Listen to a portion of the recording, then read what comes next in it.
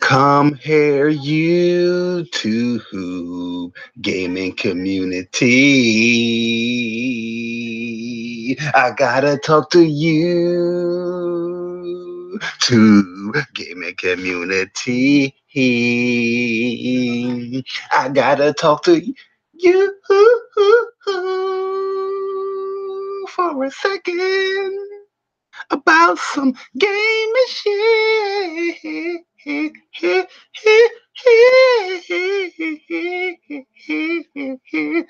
Come here, you to gaming community. I gotta talk to you.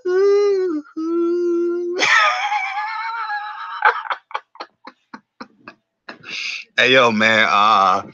J Barry YouTube hits coming very soon. The album's gonna be about $20 an album a pop. I gotta charge it high because it's gonna be absolutely the best content you'll be buying with $20 for sure in 2018. So you know what I mean. Make sure when the album drop with J Barry YouTube random songs, to support the album. $20, guys. $20. All right. But yo, man, we about to do this random stream. Yeah, I'm actually in my bed. You know what I mean? I got home and I was like, yo, man, might as well do some stuff here. Might as well pop on YouTube. If you didn't know, by the way, I put up a lot of videos this morning, so make sure you go and check them shits out. You know what I mean? Because I got to get my 4,000 minutes so I can monetize my video. Yeah, you hear me? Yeah, I can hear your persona. What's good, man? Hold on, let me actually turn you up because you sound a little low. You want the persona? You want the persona archives? Yeah, I don't know why. That's weird. I ain't see that pic in a minute, man. I'm used to the up close and personal. This nigga all smiling in your face on pic. What's going on out here, man? Yo, man, what's good, brother? What's good with you, man? It's been a minute since we did one of these. So I said I'd hop in here and grace the podcast a little bit. Yeah, just a random little stream, man. Nothing really like planned. I just got home and I was like, yo, it's snowing, it's snow day. Let me just hop on YouTube and say my thoughts real quick. I was gonna break it up into each individual video, but sometimes that's just too much work. You know what I mean? Yeah. Let's do a stream and get it out of the way. Yeah. I literally just came back. Just got back home myself. I went to the barbershop. And oh man, I'm looking mad bummy right now. Yo, I guarantee you wasn't looking as bummy as me. Trust me. Yo, I ain't get a cut in like probably a month, bro. Like, my cut last time I got a cut was the week before PSX. Oh, no, the week of PSX. So I was like, yo, dang, you looking like buckwheat over there. Well, that's because part of it was my barber. He went to DR for Christmas. And I'm loyal, if my barber not there, I'm not. Niggas can't cut my hair, so I was like, I gotta wait. And then when he came back, he had like 20 people that set up appointments. I'm like, come on, bro. So my appointment was for today, so I was like, all right, I come through, and he hooked my shit up. If my barber is not there, I will cut my own hair. But currently, right now, for some strange reason, like the clippers that I use, I can't find them joints. You use the Conair? I don't remember. I don't know. No, it's Doll. Oh. Nah, they good though. They good. Nah, them joints was that set was like almost like $80 or something. And then I have Conairs though. I have it, but I don't use some strange reason like Conair. Like I don't know, my hair don't really cut it like as good as that. Yeah. But I'm looking for my clippers to like cut it, and I'm like, I don't see it. You know what I mean? I don't know. Somebody came in here one day and took it because people just be coming to my crib and be chilling, bro. Chilling and shit. Like, oh, I see some clippers. Yeah, man. It's funny because I said I wanted to learn how to cut my own hair, but I'm scared that I'm gonna fuck my line up. I'm like, yo, I've been doing it. Good. I've been doing it since college, bro. I had to learn, man, because I was all the way upstate, kind of not upstate, but I was pretty far. And at the time, I didn't have I didn't have a car, and that commute was like a good 2 hours just to get into the city. Then I had to get another commute to the Bronx. I was like, I can't do that. Yeah, so I gotta learn. Yeah, I learned in college, and ever since then, I was just cutting my hair. Yo, EJ, what's good, man? We just shooting the shit for a minute, but we about to get right into it, man, because we got some gaming stuff we gotta talk about. But at the end of the day, as gaming men, you gotta groom yourself. You know what I'm saying? Facts. Gotta give you these grooming tips. That's facts. That's facts, man. If it's one thing, I will say, man, it's okay to be a nerd, but you got to take care of yourself. You got to groom yourself. You gotta take care of your hygiene, especially if you're a big boy. If you're a big boy, it's double important. Cause as us big boys, you already know, you already got that strike against you because you're a big boy. And then you're a nerd, so they automatically thinking, hey, he a nerd, he a big boy, he don't know how to clean himself. So you gotta keep yourself up. Keep yourself up, ladies. Keep yourself up clean, man. You know what I mean? Put some deodorant on. Facts. You know what I mean? Shower every day. Even if you're not going anywhere, take a shower. Like facts, just keep that. I always take showers. Even if I'm not going anywhere, I take showers. We don't want gamers having that reputation like, oh, what did it say? Gaming obsession or something like that? Is it like a disease or something? Oh yes, they were saying that with the gaming addiction, part of the addiction is you're not taking care of yourself hygienically. So you're not brushing your teeth, you're not showering, you are ignoring everyday life practices for the sake of gaming. Dude, and that's crazy to me because it's hard for me to it's probably true that there's people that would do that, but it's hard for me to believe somebody would not brush their teeth or take a shower when they get up in the morning. There's a certain morning ritual, regardless of if you're excited for a game, that I gotta do, man. There's times we've been party chat like, yo, all right, man, I'll be right back. I'm about to do what I gotta do. You know what I mean? Groom yourself, take a shower or some shit, and come back. You can always come back to the game if anybody dealing with them issues, man. You can always come back.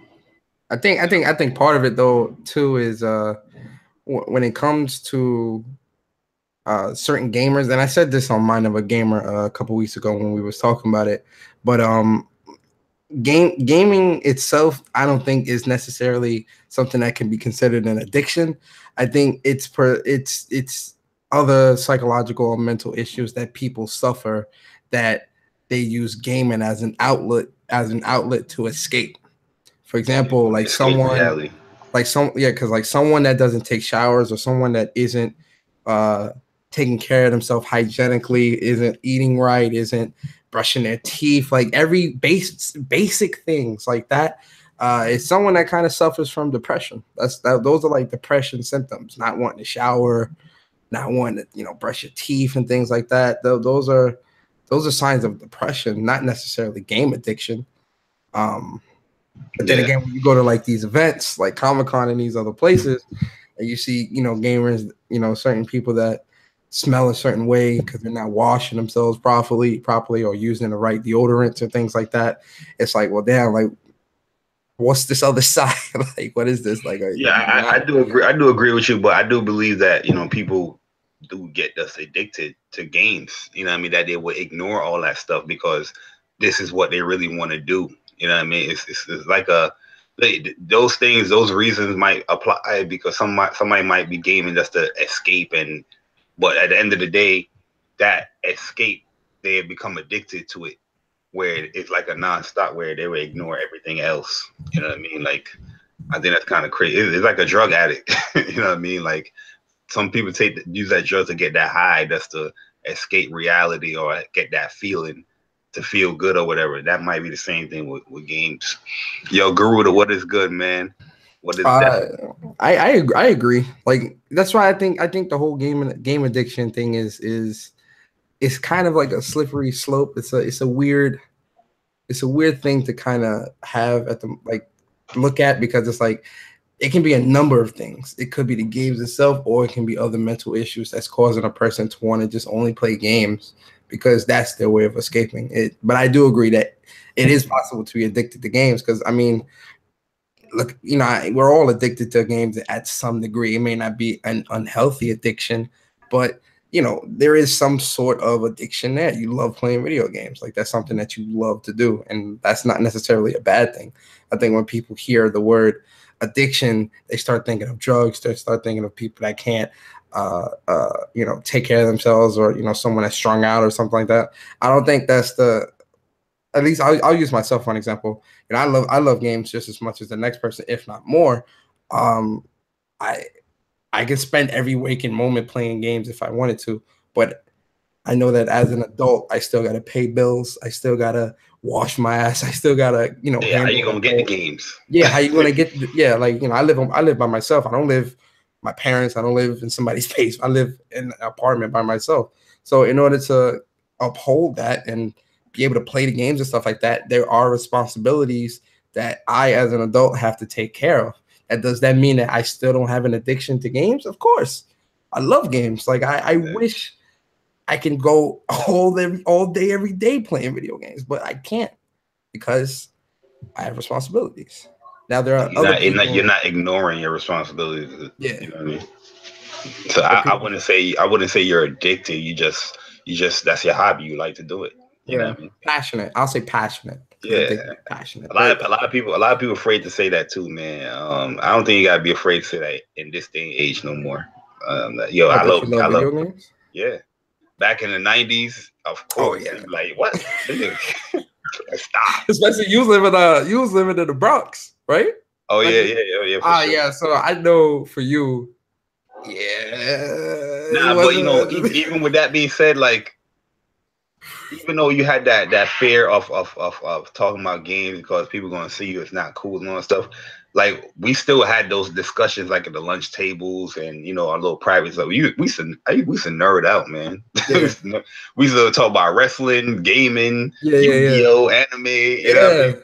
And but the thing is, people were still cool with us. They knew we was like the nerdy dudes, but it was like, nah, you cool, you worried. You know what I mean? Yeah. Yo, Bear, what is good, man?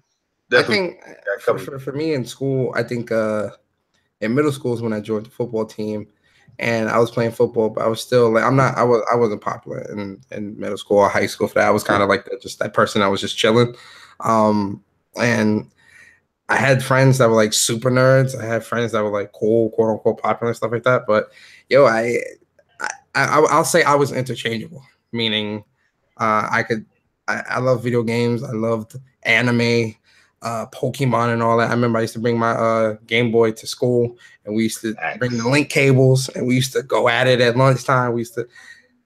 That was something that I loved. But in my neighborhood where I was living at the time, it definitely was looked at as like nerdy and weak. Oh yeah, almost. But you know, I was a big dude, so ain't nobody was gonna try me. But it was definitely viewed as nerdy and very, very nerdy, and it wasn't as accepted as it is now. Especially like being like an adult, you know, like I'm 26, you like, what are you, like 30, 33, 34?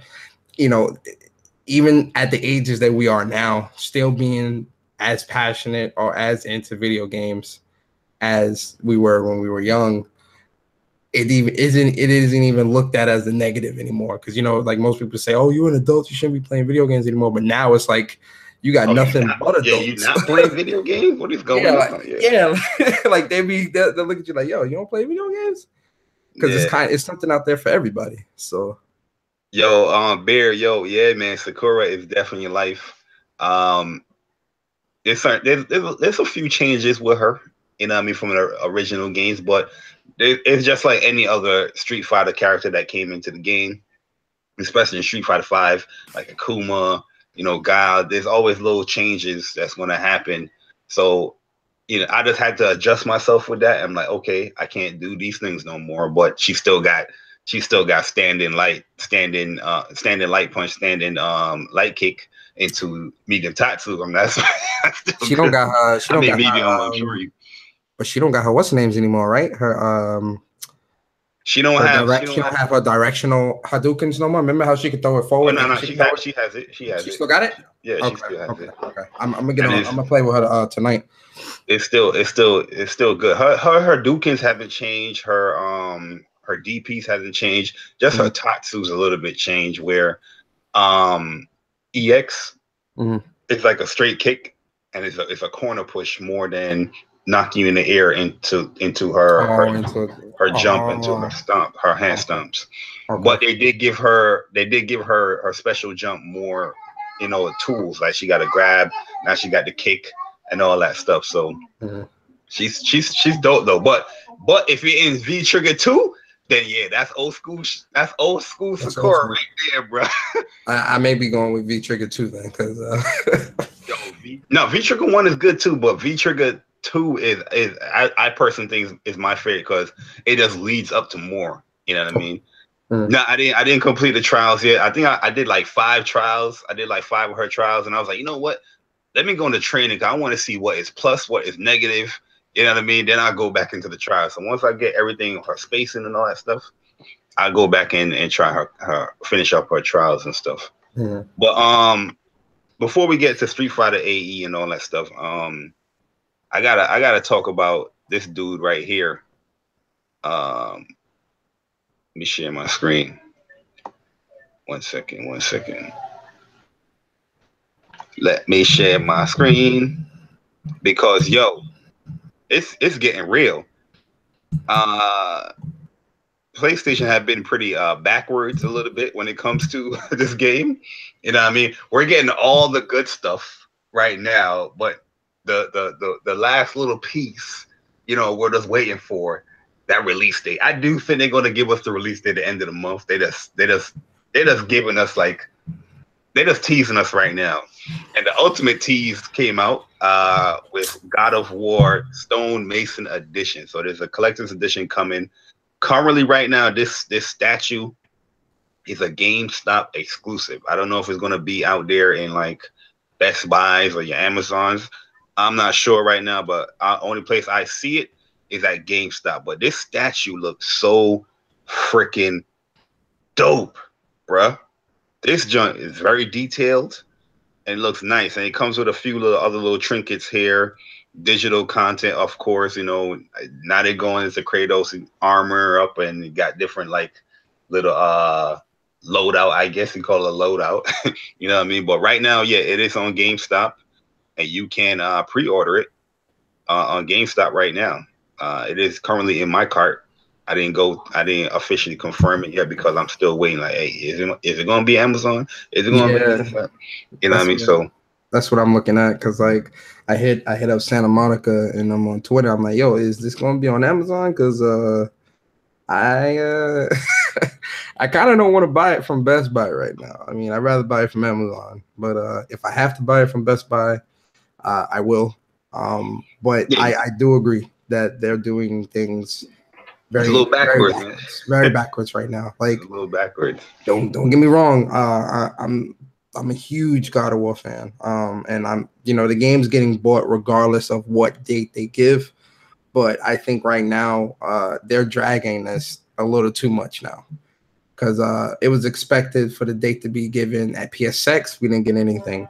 Then we was expected to get something at E3 of last year. We didn't get anything. We didn't get anything at Paris Games Week of last year.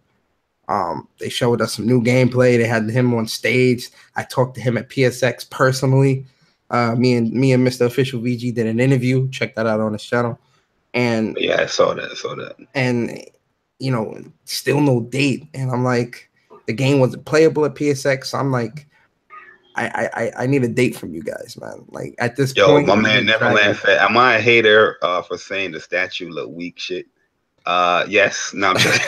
I'm joking. I mean, if you don't like it, you don't like it. That's the opinion. Yeah, give me a date. Give me a date at this point. Sony, Santa Monica, whoever. I need a date. They're saying that they were gonna give it. What was it? The last 2 weeks of this month, or was it the last 2 weeks of next month? No, I think that's just an assumption that people have. I'm assuming that because Game Informer had a a freaking like issue with God of War that came in the mail like last week and all that stuff. It got mad information on the game. I'm even afraid to read the stuff because when I'm locked into a game, I don't want to get too much in details because I kind of know what the game is going to be about or how to play it and stuff like that. And the rest I just want to figure out myself. So, but that issue is there, but there's no release date announcing it. But I do think they're going to wait it out and have the release date out. If you saw the last video, a Game Informer, they was talking about the combat system and all that stuff. They saying that it's still going to have like that God of War feel, but you know the field of view is going to change a little perspective because you know in that type of field of view we're used to having one or two enemies that you got to fight, but this game you're still going to have like that number of God of War enemies, not as much, but you're still going to have be mindful around your areas. But that's why the sun is there as well to help you out, combat people probably you might not be seeing or something like that. So we're still gonna it's still the verdict on it is still gonna be out there as far as when the game come out and we play it. But I'm definitely excited for it. The statue though, we'll see. Sometimes I feel like I want to get it, but then I think about it like what they did at PlayStation Experience. I'm like, you should announce this at PlayStation Experience, and you should announce that release date. Yeah. And then I'd have been like, yeah, but the fact that you just leaving me on a fish rope, like you baiting me, you know what I mean? I feel like, yo, man, forget your collector's edition. I'll just get it digital. Well, I already have it digital. That's the thing, but I still would double dip for the collectors because that statue is fire, and them keychains is dope. Yeah, man, it looks pretty dope, man. It looks pretty dope. Definitely. Another thing we're gonna talk about. I know I was on Chuck's podcast last night, but we're gonna talk about it again. Basically, with Dragon Ball Fighters, their impressions, the whole casual gamer aspects, what people using, and we got a new character that got announced, which is Android 21, but she's in like a different form. She's in like a Majin form, which I'm already with, because I'm about that Majin life. You know what I mean? When I said that Majin Buu's the Majin is like the best villain in Dragon Ball Z, in my opinion. People thought I was joking. People thought I was playing. No, it's not a game. It's not a joke out here. I mean, our system is recognizing greatness. Let me stop you there. Let me stop you there, Brad. As a veteran Dragon Ball Z fan, I still think Frieza is the best villain. Maybe a little biased there because Frieza is one of my favorites, but Frieza is still the best villain in my opinion. Just because what he did to Goku, I didn't see Cell do that. I didn't even see Kid Buu do that. Like he pushed Goku to his limit and So let's get that out the way. Now, so did Buu. He did push him to a limit. But what I mean by that is Buu never killed anybody. He absorbed them, but he never killed anybody. What? Buu destroyed the whole earth, bro. Just because. That's something Frieza never did. Buu said Frieza killed this man Krillin. That is Goku's world, bro. Krillin been with Goku since the beginning, bro. Everybody died except for Goku. Vegeta was already dead, and Mr. Hercule when they teleported. Yeah. I mean everybody died, bro. That's not like Krillin killing. Yo, that was more. I mean, the Krillin killing was more visceral as far as it was more personal. I'm saying in terms of Goku and like his how he responded, because like you can even see it. Look at when he was fighting Kid Buu, and then look at when he was fighting Frieza. There was passion in my man Goku's eyes during that Frieza fight. There was passion there too, but he was more playful. It seemed like it was still a little playful, like in terms of Goku. It was more respect. Like you, my man Goku said, you are my greatest opponent I've ever fought. I need you back in my life, reincarnated as somebody good, so you can at least give me a challenge so I can train, bro. Yeah, it was. Yo, man, But nah, go ahead. Talk about your opinion. But but onto let's get back on topic. So onto the whole Boo and Majin. I don't. What I'm kind of confused about, and I guess we'll notice in the story, she's an android, isn't she? So is she a Majin android? Is she? There is no, and somebody pointed this out. This makes sense. There is no M symbol on her belt. So is she a Majin? Is her ability able to absorb one of the Boos, and she just got that power, and that's how she look? There's a lot of questions not answered here. Now, I called that the last character was going to be 21. I called this. She looks dope though. Like as the Boo form, she looks amazing. She looks very, very, very amazing. And I can't wait to fight with her because after playing with Kid Boo this weekend and playing with Fat Boo during the closed beta, these Boos are a problem.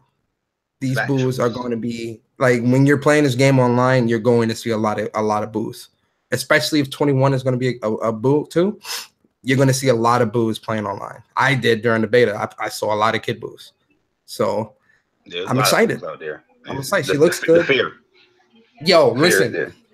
When I first started playing, I did not know. I was using Kid Boo, but didn't know how to combat against him.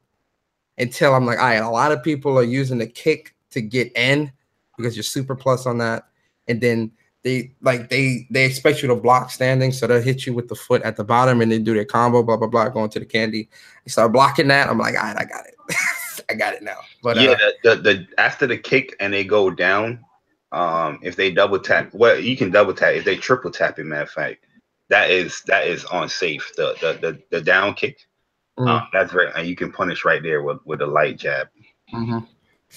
But she looked great. I'm excited. Like I'm still hyped for this game, and seeing that just further.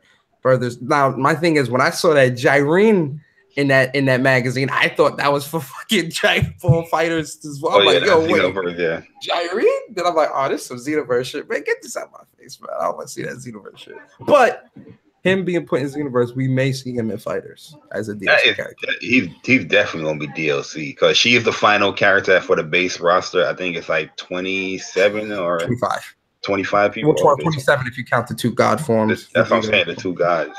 So that is the base roster right there. And there's gonna be 8 DLC characters added. But yo, what's your initial thoughts, like overall thoughts on the beta this week that you played? So I played a lot of the beta. I put about close to 40 hours into the beta. And one thing that we had this conversation in the chat. One thing that I kind of had to force myself to get over is the fact that it is auto combos per se. It's not auto in the sense of like Marvel vs. Capcom. It is auto where you can do some certain shit, but if you're mashing or if you're just only doing that same auto string, an experienced player is going to pick up on that and they're going to punish you. Yeah. So mashing and doing auto combos isn't advised. And as the more I got to play the game, the more that I realized that there is different layers and there's more to the game than just those auto combos that a lot of people were complaining about, because there are button commands within the strings of the auto combos that you can do to extend the combo and then go back into like a 1-2 string and then do a button command into a different combo and then switch out characters and do your.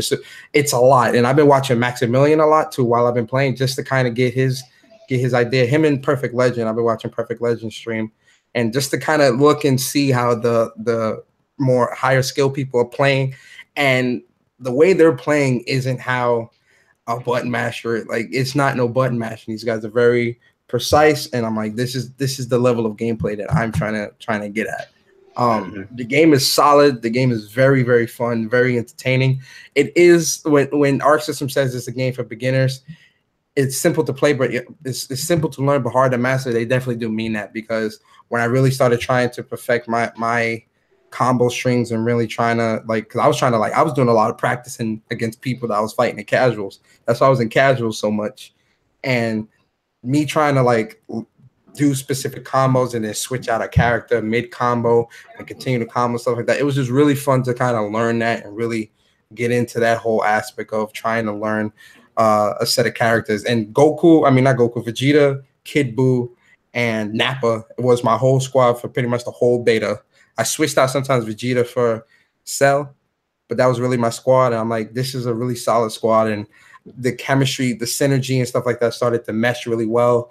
And yo, one thing that is very important that I learned towards the end of the beta, doing rush down is that shit is so punishable. It's ridiculous, man. I had to like, told you, man. That's why I had to like kind of like mentally tell like, yo, don't always rush in. And it's hard to kind of not do that because you want to wail on the dude. Yeah, like the game, because the game is so fun that it kind of promotes you just wanting to like punch, going. But you got to really pace yourself, because if you're rushing in all the time, like again, an experienced player can punish that so bad with just that down heavy.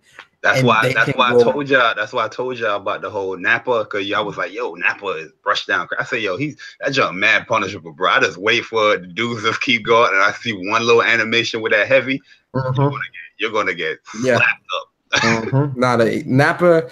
The thing about Nappa is Nappa has Nappa has good health. I mean, good life, and his punches hurt.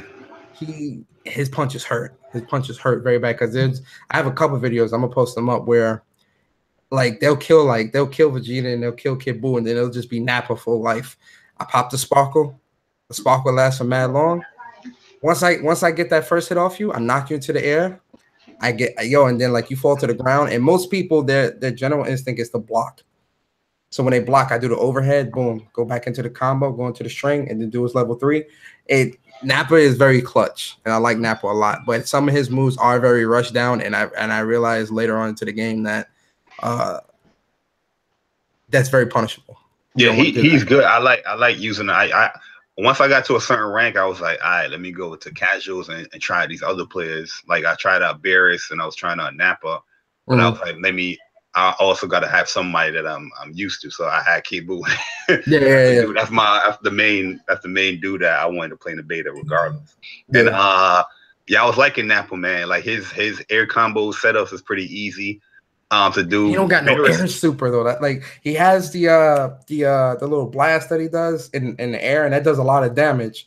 But the thing with Nappa, you just want to get that knockdown. So you want to light medium, then jump cancel, light medium, jump cancel, then light medium heavy, get the knockdown, and once you get the knockdown, you can go into your super or your level 3 right there, because that knockdown it knocks them down pretty bad. Or you can once you get that knockdown with a heavy, just do your vanishing attack, so you can reset them in the air. Get that ball bounce. You're going to be grounded. You can press down medium to get another reset and go back into an air combo, and then tag somebody in. One thing that I actually learned yesterday while I was watching Maximilian, and I was wondering this when I was fighting, because I'm like, why, like when they fall to the ground like that and they're like being like dragged on the ground, is that still me? Am I still able to hit like that, or am I able to do like a super? Yeah, you can do a super right there. Yeah, I was watching Maximilian, and it's actually what you want to do is if your opponent doesn't have like an air super, you can actually DHC into another, like you can bring out another character just off super without having to use your initial super first to get them out. So I'm like, wait, so I can DHC into my second character super, and I'm like, wait, then I can continue the combo off that, because if he's falling to the ground and he gets the super, you get the wall bounce, and then you drag and rush in. I'm like, yo, what? You can do all of that? So it's layers to the game that like really, really amazed me, and really was like, yo, this shit is dope. Like I can't wait to play this. I can't wait to really that's one of my regrets. I wish, like, it was a busy weekend for me, but I wish I watched some like other videos or other people playing, so I can do more, because I felt like I got a grasp of doing all the combos and all that stuff, but I knew I could have got more damage. But now that I'm watching these videos on YouTube, I'm like, oh, look at that. I could have did this right here in this situation, this in this situation. And I'm like, damn, man, that's mad damage that I could have probably killed this person right here instead of having them live and they tag out. Did you watch Zeus's video of that Kid Buu pressure? Yo. Oh, yeah. I watched that. Yeah. Buu. Listen, bro, Kid Buu is God tier. Yo, bro. I'm gonna put up some videos, man. Yo, if you're in the corner and you got Kid Buu, you're in trouble, bro. Like Yes. I'm gonna pressure you to regardless because I'm fishing for that counter hit. Once I see it, it's done. You're done. Once I see that counter hit, you are done because Kid Bull's got really good recovery. He's got really good recovery. Goku's gonna come back and he's gonna hit you with a command man. He's gonna extend it, and I'm gonna Dragon Rush, and you're gonna go into the air for a ride, bro. I'm gonna get you. Kid Bull's tools are very, and I think Kid Buu has one of the greatest level 3s in the game because it's so easy to combo into. Oh yeah, you can do it. And the damage anything, bro. The damage is real. It's one of the strongest because if you got about 40%, you're dead after a Kid Buu thing. But let me say what's up to everybody. Yo, what's up, everybody, man? My bad. Lisa Wolflow, what is good? I said what up, EJ Garuda Bear is already in here. One Name Shadow, what is good, man? I don't have no issues against Killer Instinct. I think Xbox guys have issues with Killer Instinct. Yo, I've been trying to I've been trying to do a Killer Instinct tournament since like last year, and I've done like about 4 polls in total, and people just don't have no interest. You know what I mean? I'm like, yo, we're in the Xbox group of Xbox groups, Bang Bang Zaire group, and we're telling people like, yo, you know, we can do a light version tournament, you know, offer somebody like $50 or whatever if they win. Anybody interested? And these guys don't say nothing. But if I say like fuck Xbox, you know what I mean? It's like 100 comments. You know what I'm saying? Hey man, and I still got Killer Instinct and my Xbox, so it ain't like I got host a tournament. Yeah, I got KI on the PC. But man, TOA trying to expand, so part of the expansion is being on other consoles. Exactly. And, like Switch tournaments is gonna come, all that stuff. But the interest has got to be there. If people's not like interested, we're not gonna waste our time to write up a fucking tournament guide and all that stuff. Yeah, no. Like if it's like two or three people, and out of those 2 or 3 people is me chucking you, it's a waste. It's a waste to even do a tournament like that. Not to say that Killer Instinct is a bad game. Killer Instinct isn't a bad game, and I think that's where a lot of people get the misconception that Barry saying Killer Instinct is trash. No, I feel it's being said that nobody is playing it with Killer Instinct. Everybody's quickly defending it. Like I have certain issues with Killer Instinct. You know what I mean? Like a lot of people complain about. We're gonna keep it Dragon Ball Fighters right now too as well. A lot of people complain about Dragon Ball Fighters and how casual it is, and it just auto combos you into things. But Killer Instinct is like a mashing, auto combo type game. Man. Like it's very easy to pull off a 20-something hit combo in Killer Instinct that's pressing 3 buttons in sequence. You know what I mean?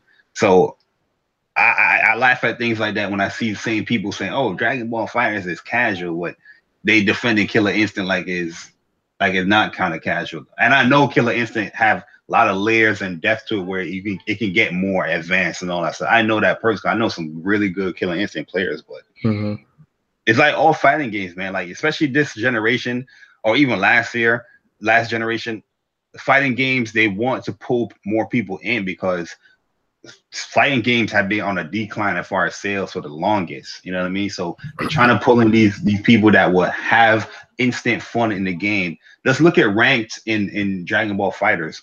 You can rank up pretty easily to the Mechian level in Dragon Ball Fighters because they just giving you points. Yeah. Like, hey man, thank you for playing rank. Here is 11,000 points. You know what I'm saying? Nah, but once you get, because I learned this like real quick, because like I was like, damn, rank is this easy? But then it's like once I got into like the Frieza clan, the Super Saiyan level, the Saiyan that's where like the skill level separates. I think at Frieza clan, it really separates. Like what's the one before? Is it Saiyan? No, it's Namekian. And then it's Saiyan, and then it's Frieza clan. No. It's Frieza clan. No. It's it's Earthling, Namekian, Frieza clan, and then Saiyan, and then it's Super Saiyan.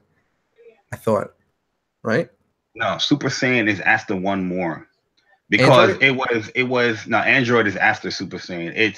It's Cybermen, Earthling, Namekian. I got up to Saiyan, so like I'm going to say Saiyan. Right after that, I'm going to say Saiyan. Then it's going to be. There's one more I'm forgetting. Then it's Frieza Clan. No, it's Frieza Clan then, because I was free. If Frieza Clan comes after Saiyan, then I was Frieza Clan. That was the last one I had. The last one I had was like Frieza Clan. I had like 200,000 BP. Yeah, that is Frieza Clan. 200,000. That is Frieza Clan. And then it's after Frieza Clan though. I know it's Super Saiyan. Then after Super Saiyan is Android. Yeah, so then that's how it goes. Well, I kind of feel like there was one more class because I felt like I went through that class mad quick after I was like Saiyan, and then I got into a rank. Then I got to Frieza Clan. I was like, damn, I went through that one pretty quick. I don't remember. I have to look though. But yeah, that skill gap is definitely there though in the rank, man. Like once you get to like that Saiyan level and like Saiyan and Frieza Clan level, and like anything past, you see a lot of people more a little bit patient. They're they're not just rushing down. But yo, when I went back to casuals, I was like, oh, I can't play this way no more. Because people like, yo, it's literally just pressing square and dynamic. And I was like, oh my god, it's so bad. I had people quitting on me like once, because like Saturday is where I put like most of the time because like the beta was down a lot for Sunday. But Saturday, like I put in like no bullshit. I played for like maybe like 12, 13 hours straight. And like once like I was in ranked a lot, and then I went back to casual, and I saw that like I immediately saw the difference where I'm like, okay, casual is where like I'm reading things better. Like I know what this person's doing. You can anticipate, especially with certain characters. Like if you're playing with someone that's a Goku, these motherfuckers are going to be using that teleport Kamehameha a lot. They're going to be using that instant transmission overhead a lot. If you're playing with a Vegeta, he's going to be doing that that wall bounce into his orb super.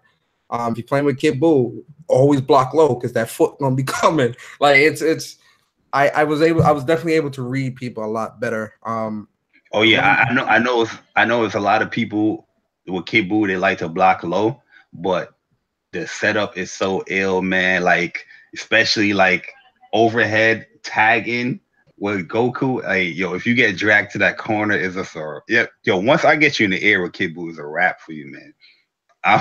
Yo, Kid Buu is so nasty, man. Like this corner pressure period in this game is just crazy. Like you don't want to be in the corner. Like if you're pushing a button, you might get cannonballed. You know what I mean? If you're not pushing a button and you're not blocking low, you might get candy beamed. You know what I mean? Like yo, his pressure is real. Sometimes you don't have. And if you block too long, you might get guard broken. You don't have to use the candy beam. For Kid Buu, you don't even need that. That's I kid you not. Just press square and triangle and just keep pressuring them with that. And sometimes the pushback is a little bit much. Once you see that little pushback, then you press your tagging button. If they keep blocking, most likely they're gonna block low. That's overhead their ass, and it's just a wrap for them, man. It's a wrap for them, yo. But what you think about people saying the game is too casual? Because that's the talk of the town right now with Dragon Ball FighterZ. It's too casual. I'm gonna say this. When it comes to fighting games, I'll say that. Before I even say anything, I'll say let me put the disclaimer. I'm not no professional. I'm not no pro fighter. I can't beat the world, even though I will say it. I can't beat the world.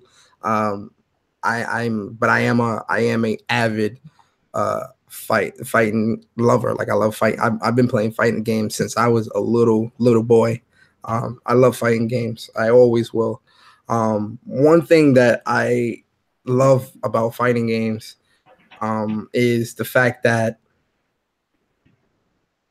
it encourages you to get better.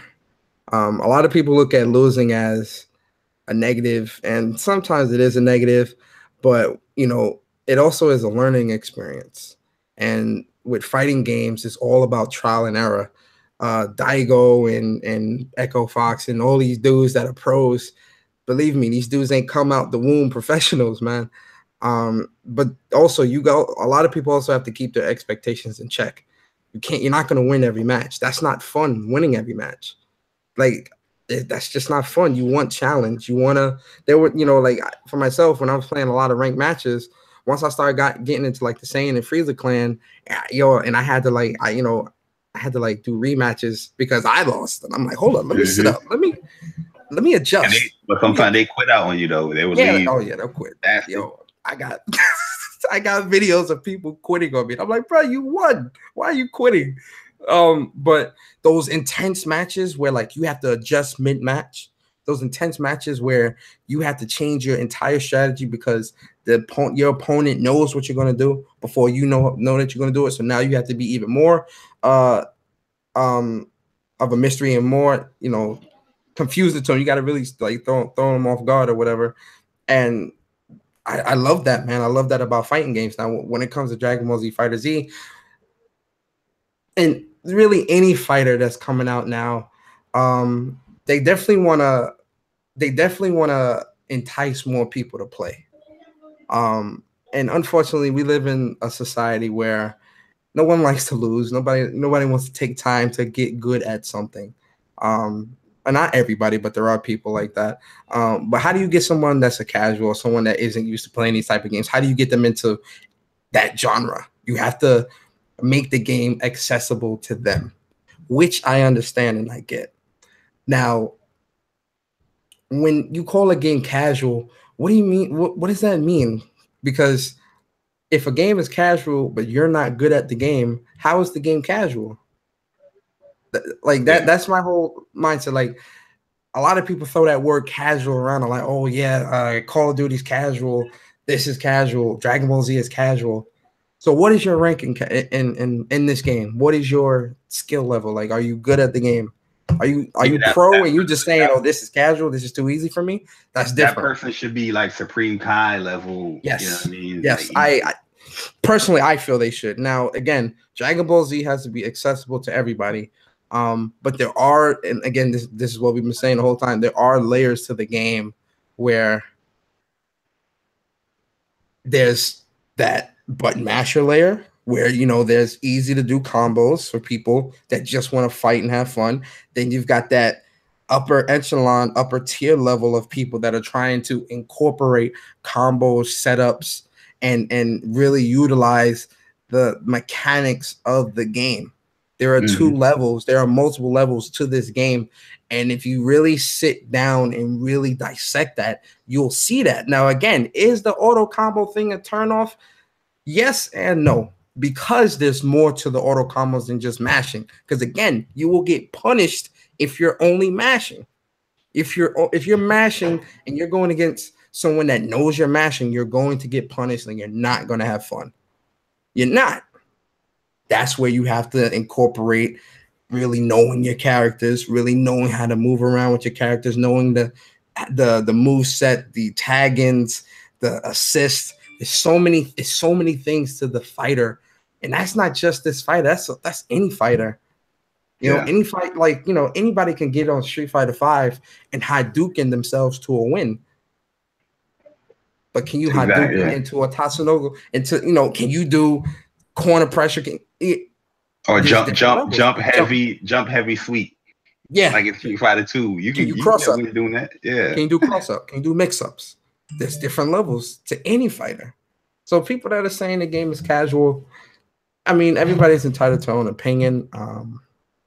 I think it's kind of stupid to say that the game is casual or the game is trash. Like, I think the game is casual for casuals. That's what I'm gonna say. And that's any game, because a lot of people want to claim a game is casual, but they wouldn't like consider themselves casual. But at the end of the day, if you're gonna play the game that way that you're complaining about it, I feel like that you put yourself in the casual category, because that's the way how the casual is gonna play it. You know what I mean? Like pressing square.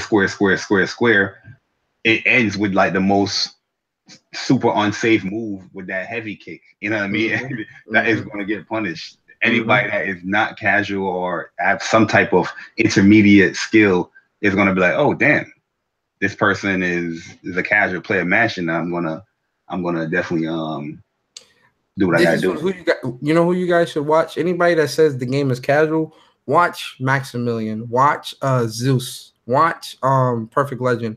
Watch Dino, Rhythm Style. Nickel and Fame. Watch their gameplay and then come back and say that shit's casual, bro. That shit's what they're doing is not casual shit. That's not no button mashing. That's not button mashing they're doing. They're doing commands and they're utilizing the mechanics of their character in a different way outside of the auto combos that people feel they're limited to. Yeah, I'm not saying that you won't win matches, button mashing. You probably will win a match. If somebody have knowledge of the game or knowledge of fighters, you're gonna win matches. That's button mashing and all that stuff. You're gonna definitely do it. But when you get to that, like I said, when you get to that Freezer clan, when you get to that scene, that button mashing ain't working, man. That rush down, that shit, all that shit. Yeah, it gets a little, and then when you start losing those games, you're not just gaining points anymore. You're losing points. Yeah, you lose points. You lose points. So definitely. Not only that, but just to give another example, because a lot of people do say Call of Duty is very casual, and when you look at it in some aspects, it is casual because it is a very easy pick up and play game. Some people have fun playing COD and they die all the time, but they're still having fun. Me and Barry, you know this from all the CODs we've played. I'm very, very competitive, and I don't take that shit casually at all, man. That shit is. You going up against a good solid team on COD, bro? That shit ain't casual, man. There's layers to COD, you know what I mean? Where you gotta understand the map. You gotta understand the spawns. You gotta understand the way you run. Yeah. That like when you spawn in COD, people like to run the exact same way. No, when you spawn in COD, if your team is running left, you run right, because 9 times out of 10, the opposing team is going to flank you. People love to flank in COD, bro. They love. Or if they die by somebody in the area, they're going to try to run to that spot, keep on running to that spot instead of trying to flank that person to get them out of the spot. They're trying to head on run to that spot. There's always layers to stuff, man. Always layers to stuff. Yep. But what about you? How you feel about what people saying about the whole casual? I feel like I feel like there's the merits to it, but like my biggest thing is basically the Shenron thing. I feel like Shenron, I was anticipating Shenron, like you have to show some type of skill or do some type of like criterias, you know what I mean, special criterias to get him, you know what I mean, to come out like, yo, I got to summon Shenron because I did some sick stuff. You know what I mean? That was my thought pattern going into it.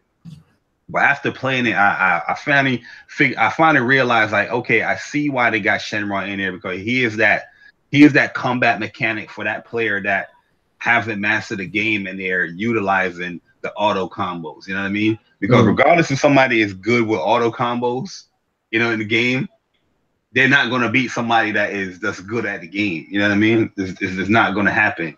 But so I still think that's kind of it's kind of, I'm still mad about it a little bit, because I'm just like, yo, all you're doing is pressing square to get Shenron. That is a little bit ridiculous, man. You know what I mean? Like, yo, you're literally just pressing square and you're going to get a Dragon Ball. And the thing is, you guys are sharing the Dragon meter. You know, it's similar to like how on the Night in Birth is, where you share that grid meter. It's just like that. And then you gotta play that little chess game, that little, you know, meta game where, okay, I need one more Dragon Ball, so let me do mesh out this auto combo or this, you know what I mean?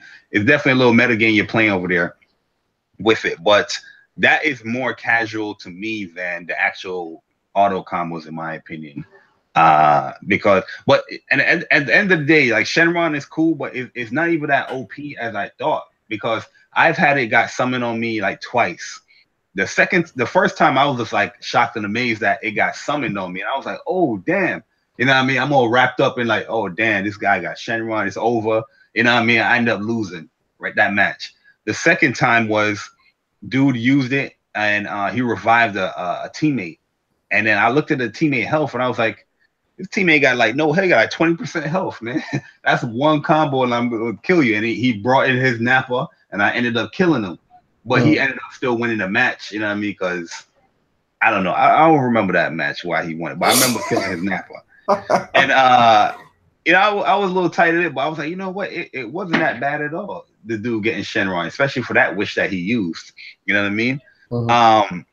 But people that's calling the game casual, I just feel like, yeah, on the surface layer of things, it is very easy to get into. But like all fighting games, you know what I mean? There's always that area where you got to sit down, master the game, learn spacing, see, you know, if you want to get really deep in it, frame data, you know what I mean, doing these other strings, you know, doing your assists to extend your strings, the air combos. One thing I noticed that a lot of people that is more so on like a casual level, once they get an air combo, it's simply they press it square, and it's just doing the same motion where he's going to knock down the person instead of like jump canceling or extending it with a tag, or, you know, I mean, extending with an assist. That's when you see the separation of people like, okay, this person is understanding the meta of this game. You know what I mean? But I do feel that the game is easy to get into, and a lot of people is going to purchase the game. You're going to see a lot of people purchase the game.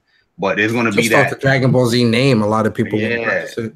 There's going to be that wall that person hit just from, you know, just doing certain, you know, auto combos and stuff. Whereas it's going to be like, I'm done with this game now.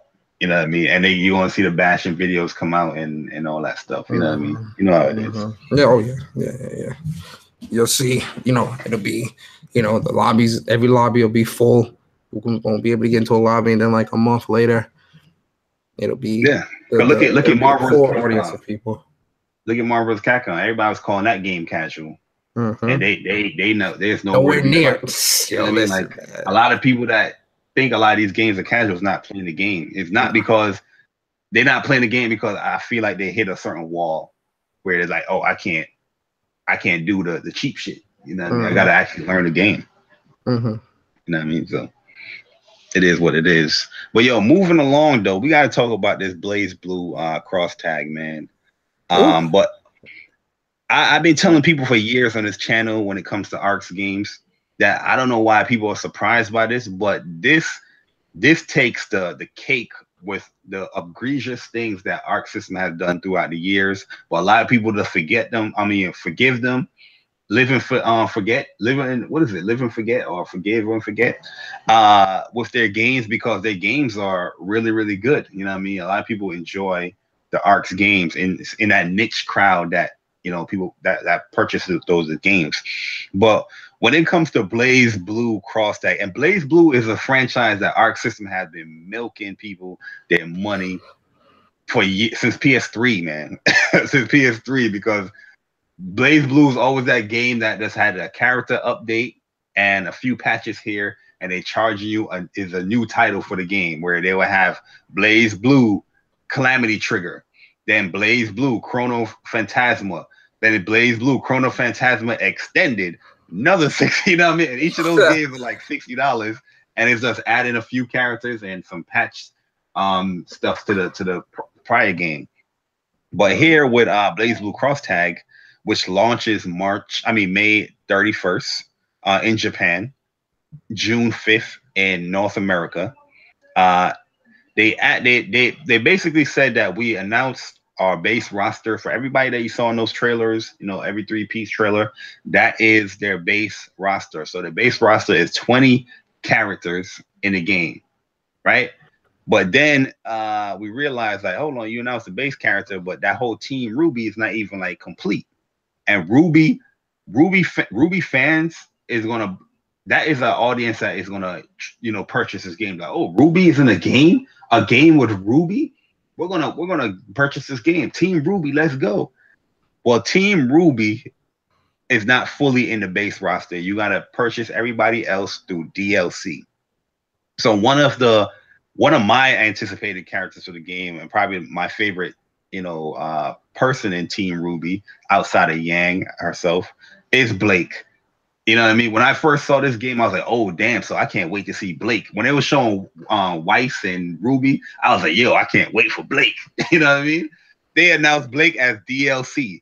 Not only that, there's going to be 20 characters for this DLC. 20. You know what I mean? If you guys don't know Arc System DLC characters alone is like $9, $10. You know what I mean? If they have a DLC pack, it's probably going to be $25, $30. And that is usually with whatever characters they come out with. But normally they come out with like probably 2 or 3 characters at a time. And then after that, those characters come out, then they will put out a pack. But now they're telling you that they're going to have initially 20 DLC characters. You imagine buying that as a pack or even buying that separate? So they said the company announced that Blake Belladonna from Ruby will appear as a playable character as a downloadable content, and that a total of 20 characters will be playable in the base game, with an additional 20 planned as downloadable content. So they have volumes here by threes, where they says there's a DLC character all in one pack, DLC character Blake Belladonna, DLC character set volume 1 where there's 3 question marks. So I guess Blake is going to be the first character that you got to purchase, or you want to purchase the pack. You know what I mean? Or if you're just going to wait it out, you got to wait for that volume 1 to get the 3 characters. But that 3 characters is not going to include Blake. You got to buy, if you're not getting the pack, you got to buy Blake separately. Then they got up to 6 volumes of DLC characters and 1 more by themselves DLC character. You know what I mean? And I was just like, yo, this is crazy. But they're saying that in Japan, it is not full price. It's only 1,500 yen. And then there is for the physical version and 5,300 yen for the downloadable version. So if you do the math there, that's about $45, I'll say, probably like 40, 45, 44 around that range for US. So most likely it's probably going to be like a $40 game digitally and probably 50 physical. So it's not full price, but still that still sound crazy. Look how long it took me to explain that, bro.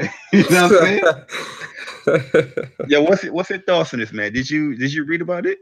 Yeah, I did read about it, and part of me isn't surprised because with BlazBlue Central Fiction, when Maya ES and Jubei came out, they were like $8 a piece. Jubei, I think, was $9. When it comes to DLC, it's a touchy topic, man. It's very touchy, especially when it comes to fighters. Because I'll say this: should all of Ruby be in the game? Yes. Is there a reason why all of Ruby's not in the game? Yes, because they know a game like this is something very different for Arc Systems right now. There's a lot of different anime characters in these games that people that are fans of these individual games or individual shows will pay for, and they know that. And then the other part of me is, I don't think they had a full development cycle with the game, like enough time to flesh out the game or develop as much as they wanted to, because they announced this at E3 2017 and it's coming out literally almost a year later. I don't think they had a whole lot of time with this game. So that's why we're seeing a lot of DLC characters like that. The other part of me is, when you look at, and I'm gonna compare Dragon Ball Z. I'm pretty sure most people buy Dragon Ball Z with the season pass, which is $100. When you look at that and you look at this, is it really that much different? Yeah. Because with BlazBlue, I'm pretty sure the game will be about 40. The DLC all in one pack will probably be 40 as well. 40, maybe 50. You're spending upwards of almost $100 on this as well, and you're getting more characters than you are on Dragon Ball Z. So if people are okay with buying Dragon Ball Z and its season pass, but have an issue with this, especially knowing that it may be coming out at $40 base game, and then maybe 40 or 50 for the season pass, Is it really that? Is it really that bad? I don't necessarily think it's the pricing. I think it's just more of you separating stuff, because that's like saying Dragon Ball Fighters is coming out and it doesn't have the Z Warriors in it. It's gonna be like, yo, Tien, Piccolo, and Krillin is DLC. You know what I mean? It's not in the base roster. Yeah. You know, you have Team Ruby and they're not in the base roster. There's a lot of it's a cross battle game. There's a lot of characters of course it's going to have a lot of DLC characters. Look at Dragon Ball Fighters, 8 characters. That's a lot. Mm-hmm. You know what I mean? Justice is going to have a lot because there's a lot of characters to choose from. You know what I mean? This game as well. Marvel's Capcom is going to be 9 characters. This game is mixing 4 games in one. You know what I mean? So I'm not even surprised. I'm not even surprised at DLC. You know what I mean, with Arc Systems, especially with Team Blue.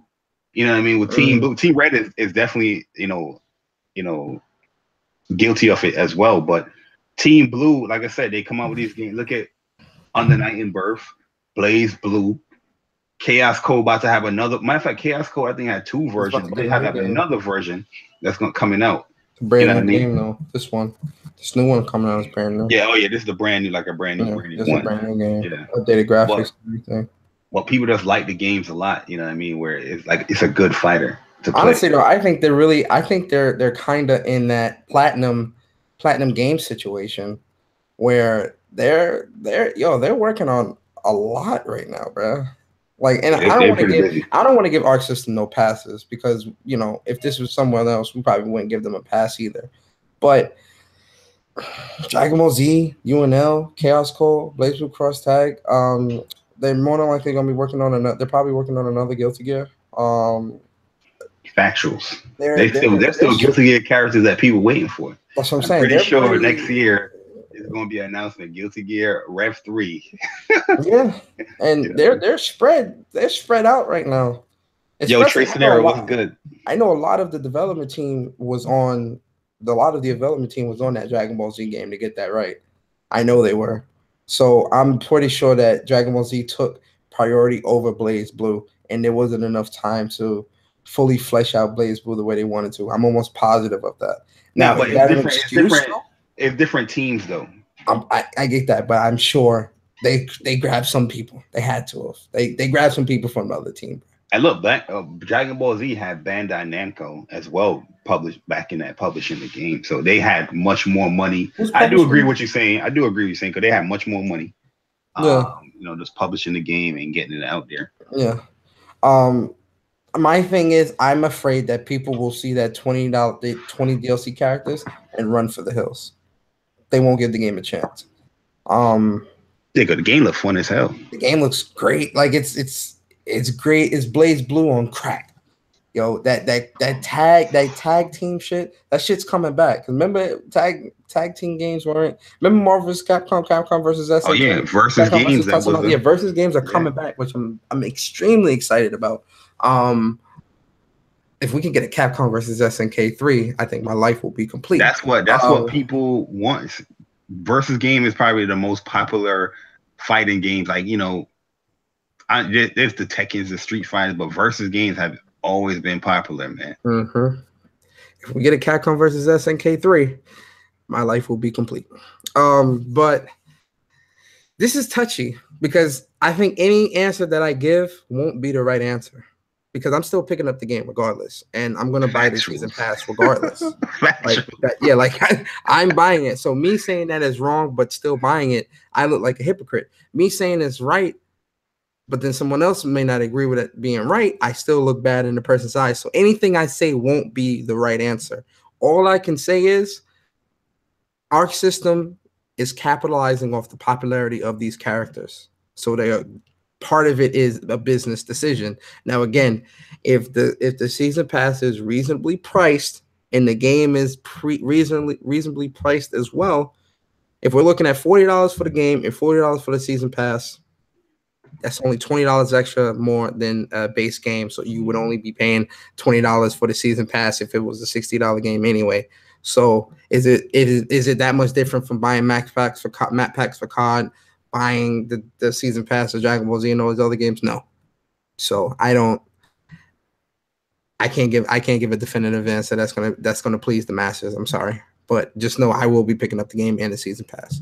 Oh yeah. I said it as well, man. I'm picking the game up. Most likely, I'm gonna get the season pass because honestly, the roster right now, I'm not that excited for the roster. There's certain characters that I do like. But the Blaze Blue characters doesn't have any of my mains. The UNL characters doesn't have any of my mains. I can use Gordo, I can use Hydo, I can use Lin as well. I can use Wallstein as well, but they're not as fun as the people I want to use. Then you have Blake is going to be DLC. So mainly in this game, most of the people that I probably want to play is going to be in the DLC. You know what I mean? But I still want to play the game at its core. You know what I mean? And it's also going to be in the tournaments for, TOA and all that stuff. But you know what I mean? Right now, how I feel about the game is like, yo, I like the mechanics. It looks fun, but the characters for me is not there yet. But they don't got my boy Naoto. I'm already hurting. They don't got, and I never played Yonel before, so I don't know what characters to be excited for with that roster because I'm getting Yonel next month, but I've never played that game before, so I have to play that before I can say, oh yeah, they got this dude in here, so I'm excited. Like I have to play it. And Persona, I never played Persona either. Persona Arena. Yeah, I didn't play Persona Arena. I watched Persona Arena. I never played it, so I don't know who I want to use yet with that. But I don't know, man. I just hope Tsubaki gets in there. I just hope what's my man name? Hibiki get in there. I can use what's it called, Ragnar though. But we'll see. But yo, moving along though, man. We gotta talk about this, man. I know this is opportunistic. And I'm usually not the opportunist guy. But we gotta talk about this gaming beef real quick, man. So I was watching a live stream yesterday on Zaire's channel. You know what I mean? That pops up on Twitter and all that stuff. And at first I didn't know who he was interviewing, but then other people start coming in the stream that I knew he was interviewing. And it was just over like some gaming beef stuff. You know what I mean? Like, yo, we don't know anybody in this community. We haven't met up with anybody in this community. You know what I mean? Most likely people in this community have beef over like things like they disagreement on a platform or a video game. And then that goes left where, personals get into it. And I feel like, people always claim that they're not sensitive and they don't care about other people's feelings, but they're the first ones to use personal shit, to get somebody triggered or get them angry or something like that. If you truly don't care, like somebody saying PlayStation sucks or this game sucks, I'd be like, okay. You know what I'm saying? I'm like, all right, I'm still write my tweets. I'm gonna still do what I, say my mind and my opinions. But I'm not gonna, go to a personal level. But I also felt like there was a certain beef that was there, like between Zaire and BG and those guys, that I felt like it could have ended right there. Well, I'm not saying they're gonna be friends and buddy, but the hatchet could have been, ended right there. It could have been dropped. You know what I mean? And it's just, I just feel like these emotions that people say they don't care about certain things, but they hang on to these personal feelings so much, man. I think people got to be a little bit more real, man, with themselves. Like, yo, you do care about these platforms. You do care if this person thinks this certain way about you or stuff like that. And I'm not going to get into the nitty gritty of why they beefing and all that stuff, but I'm just talking about gaming beef in general, because it's a lot out there. And I'm not saying that it's not entertaining to watch sometimes and all that stuff, but I'm getting to the side of things where people saying they don't care about certain things, but why are you beefing with this person if you don't care about certain things, or you don't care about this person, or you don't care what this person says? Why are you beefing about video games with this person? You know what I mean? It's not like it's gaming beef where it's beef that oh, this person think he's better than me in this game, let's duke it out or stuff like that. It's gaming beef where this person people want to meet people in E3, you know what I mean? And I went through it with this dude. Like what's his name? Truth Shot Gaming on Twitter, where this guy stayed butthurt over things I say about Xbox or whatever, Nintendo or whatever it is, right? And this dude is talking about he gonna meet me at E3, and I'm a bitch and a pussy, I'm like, who is this man? I don't know this dude from nowhere. I look at his Twitter channel, and he don't put out nothing. He don't put out none of his thoughts on his own Twitter. He's always replying to something. That's how I know these dudes, like, if you always see somebody replying to somebody on Twitter but never really putting out their thoughts on Twitter, that means that person is not, they're not a mind of their own. They always somebody that got to leech off of somebody to get that attention. You know what I mean? Yo, Andrew, what's good, man? Enko, what's good? But yeah, so that dude, like, he's out here threatening me about stuff about I said Xbox, and then he gonna meet me at E3. And I'm a type of person, I'm like, yo, don't get it twisted. Don't get the light skin twisted out here. I would definitely meet you up, and I would definitely beat your ass. So I was testing this dude's gangster real quick, and I was like, yo, so meet me at this park right here. And I'm thinking to myself, anybody with common sense and is probably that, like, not is realizing, oh shit, this shit about to get real, wouldn't go to that location, because at the end of the day, I live in the Bronx. I live in a very Jamaican area. I know a lot of people here, and the park I told him to meet me at is a very Jamaican, blood heavy area. You know what I mean? A lot of people I went to high school with and grew up with is in that area. So even if somebody new would have came there and I'd have went up to somebody like, yo, you see anybody like you don't know? They would have mentioned it to me. You know what I mean? Like, they were like, yeah, Bart, I see some dude. I never seen this person in my life. But that dude, he would go there. He was talking all this shit on Twitter. Yeah, I went to the area Jay Barry told me to go to, and he ain't show up. I'm like, this dude full of shit. This dude ended up reporting me on Twitter. And then they ended up reporting me on Twitter. I was blocked on Twitter for like 3 days. I couldn't make a tweet or nothing like that. I only could do DMs because my tweets got reported. You know what I mean? But at the end of the day, what I'm trying to say is that all this stuff got out of hand due to him getting oversensitive, or him getting hurt by what I'm saying about another platform. But yet all these guys are quoting things like, I don't care what nobody says about, this and that. My opinion is my opinion and all that stuff. But they always getting hurt. You know what I'm saying? And then that hurt leads up to these gaming beefs. You know what I mean? What's your thought on this, man? Yo, Craig, what's good, man? I'm gonna say this, man. And I've said this numerous times on my podcast. I've said this numerous times in these groups on Twitter. A lot of you dudes, and when I say you dudes, it only applies to people that feel offense. A lot of you dudes are weird. When it comes to video games, first off, I remember when dudes was making fun of dudes because they played Japanese games, and they were saying that dudes are weird, and they because they like quote unquote Jap crap, and they were saying that dudes don't get no pussy, and dudes don't got no life, and they live in the basement and all this other shit. I remember when dudes were saying that, and then it transitioned to when dudes were saying that, oh, if you play remember when PlayStation came out with the whole gay pride PlayStation or whatever? Yeah, it was just trying to, oh, you gay if you play PlayStation and all. Like, these dudes use stupid shit to make themselves feel better. Yo, Enko, I play with Japanese games hardcore, man. I've been playing Japanese games since I was a kid, so I'm right there with you.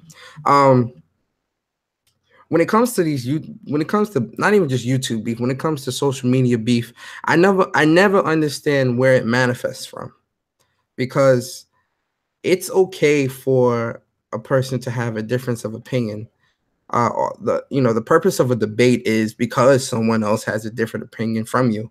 The problem here is there are a lot of people that don't know how to articulate their thoughts in a well thought out and coherent manner to where they can explain their point or their opinion and gain agreement. A lot of people can't explain to you why this is better than this, other than the same tired ass lines that people use. A lot of people just aren't good at speaking well, honestly. A lot of people, especially when you make someone look stupid, like, say you're debating somebody and you make them look really stupid, the way they make themselves feel better is trying to drag you down to their level. So they'll start making fun of your mom. Dude, they start, saying and doing things that just don't, like, they just start saying and doing things that don't matter. All because of a difference of opinion. Now, with the whole stuff that happened with BG and the podcast and what Zaire did and all that, me, I'm the type of person, I'm playing games while all this shit is happening, so I catch it through, later on Twitter, or someone in the, one of the homies like, yo, Persona, this happened, whatever. I don't really catch it live like that.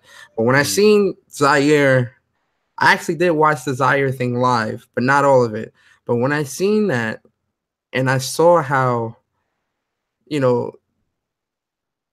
these dudes were, and not Zaire per se, but like the dudes he had in there, like, these dudes seem weird to me.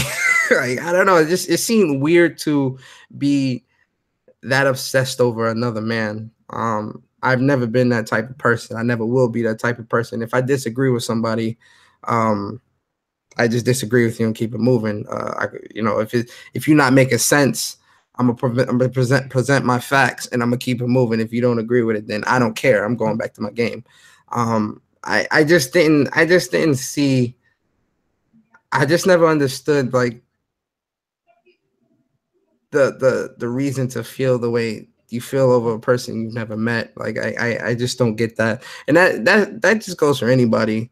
As far as gaming beef, the gaming beef should just be which console is better. Anything outside of that, I feel, is just weirdo shit. It's not something that I partake in too much. It's definitely not something that any grown man should really waste any of his energy on. Yo, the grudges that be happening here be real, man. Like, yo, there's grudges that's going on. All for things that's being said on the internet. Sometimes you just mind your business, or we can be in a podcast like this and you say your mind about PlayStation, like something like, oh man, I don't like how the PlayStation Store layout is. There's somebody that's gonna get a grudge against you. Yes. Like, yo, fuck you, Persona, and gonna go on your channel and start trolling you. Yeah. I mean, I have my own stalker. You already know this. All because, they thought that they were funnier than me and thought that their jokes would be better than mine, but failed to realize that that wasn't the case. So he got embarrassed, and for 3 years now, I have someone, I won't use their name, but they use me as a meme, and they meme me on like different pictures and all this other shit every other day. Pretty weird. But again, a difference of opinion isn't enough for a person to want to go out and fight. Any person that's saying, yo, we need to fight because you disagree with my opinion, that's retarded to me. I'm not fighting. I ain't fighting nobody. I'm not leaving my crib. I'm about to play my games, get my platinums, and enjoy myself. So people that are indulging in that, yo, stop it, man. Like, we all better than this, man. It's the gaming community. We all gotta, like, go back to what's important, and that's what's talking video games and having video game debates or having challenges on video games. I know I saw BG did the challenge Weapon Wheel versus Press Start. I was like, yo, now this is the type of shit that I like to see. these are the type of, debates, or these are the type of challenges and shit like that I love to see. That promotes positive gaming. That promotes positive everything, man. Like, it's challenge, it's gaming, it's teamwork, it's shit like that. I love seeing this shit with, people trying to hack his podcast and people trying to fight people in real life and I'm gonna kill you and threatening, and man, it's I don't see a point. I don't see a reason in that. I don't see a purpose in that. It's crazy, man. It is the most craziest thing I've seen. Like, people are going crazy lengths. I mean, most of these dudes, they wanna bust a grape in a fruit fight. You know what I mean? They won't do shit.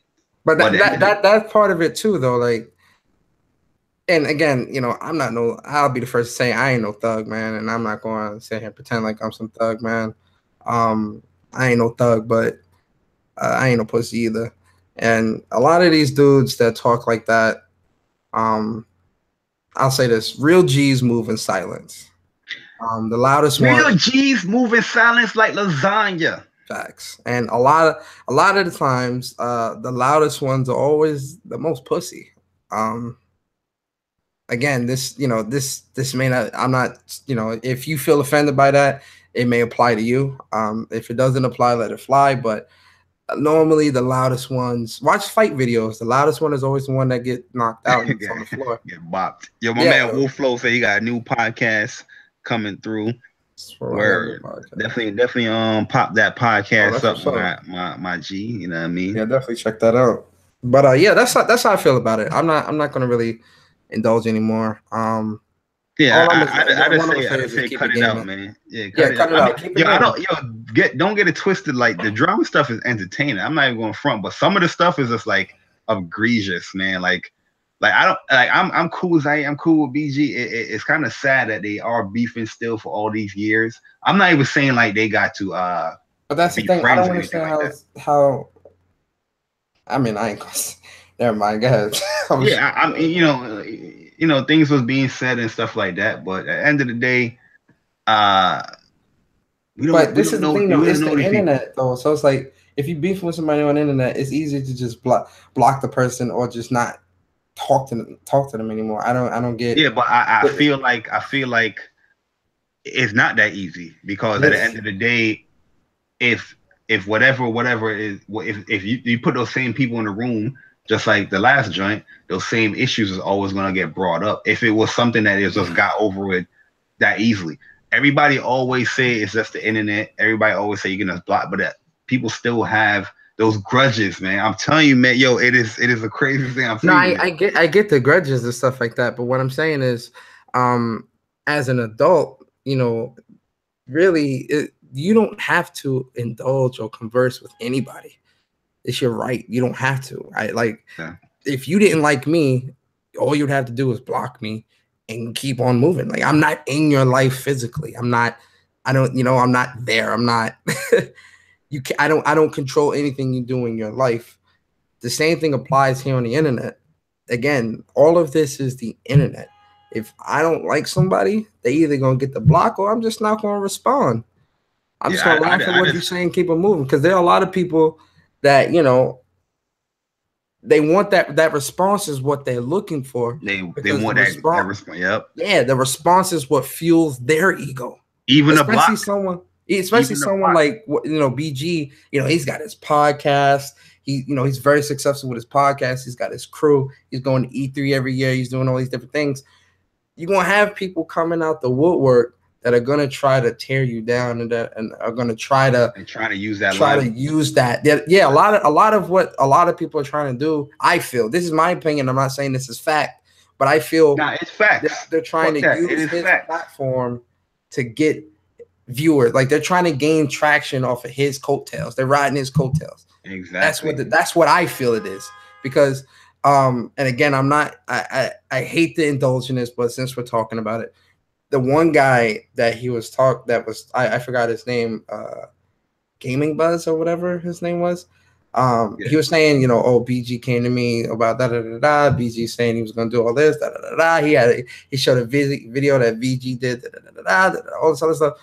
But BG is still more successful than this guy. So it's like, It's a grudge he has now. What's the point? Yeah, like, are you mad that this guy is doing better than you now? So now you wanna come at him like, oh well, I made you type shit. Like that's whack. That's whack to me because it's like a real person that's down for you, or a real person that's considered a friend or someone that's cool with is gonna big up your success. They go like Bari got 1,500 subs. I only got what, close to 400. I'm not hating on Bari. Bari ain't got this many. No, we started at the same time. No, I'm happy. You feel me? We doing the TOA thing. We all doing the same. There is no tearing down. I think that's the problem. They're seeing BG success for his podcast. They're seeing his success. And again, I don't know the situation. I'm just going off of they want the piece of the pie or something like that. Yeah, that's what I'm saying. Like I'm on the outside looking in. So I don't know the whole situation. I can't speak to anything that's going on outside of what I'm physically seeing. So if I'm wrong, then I'm wrong. But to me, it looks like, you know, they see BG success and they want a part of that, and you're not gonna get a part of that. So yeah, BG from New York, man. We New York niggas, we don't trust everybody, bro. So there's times people will message me and yo, what up, Jay Bari, man? Yo, I like your videos. I just look at that. You know what I'm saying? Like, thank you. I'm thinking like, yo, are you trying to infiltrate? You know, because I go by a very close saying. I keep my circle small. You know what I mean? I keep it very small, and that's what it is. Like they already know how it is when it comes to like the council and stuff like that. There's many people like, yeah, this person should be in the council. I'm like, you know how I am, bro. You know this. I'm like, how the chemistry gonna be? Oh man, I'm always questioning people's motives because no one does anything for free, and nowadays no one does anything out of the kindness of God. Especially when it comes to the internet. I don't know you, you don't know me. Why do you want why you want to be around me so much? Yo, Wolflow facts, man. Yo, that's why I was about to tell Persona 2. Like the block button is great, don't get it twisted. But some of these guys, they want to be blocked, and so they can go on Twitter or YouTube, like, yo, look what I made them catch your feelings or whatever like that. But that's if you ignore that person, oh my God, they steaming, they boiling now. They like, oh, I ignore a lot of people, man. I'm a habitual ignorer. I get messages on PSN all day, and I'm just like, nah, man, can't do it today, man. I'm in my zone. I'm in my zen. You know, you know what I mean? Like, yo, but at the end of the day, man, yo, like, and again, I've said this numerous times.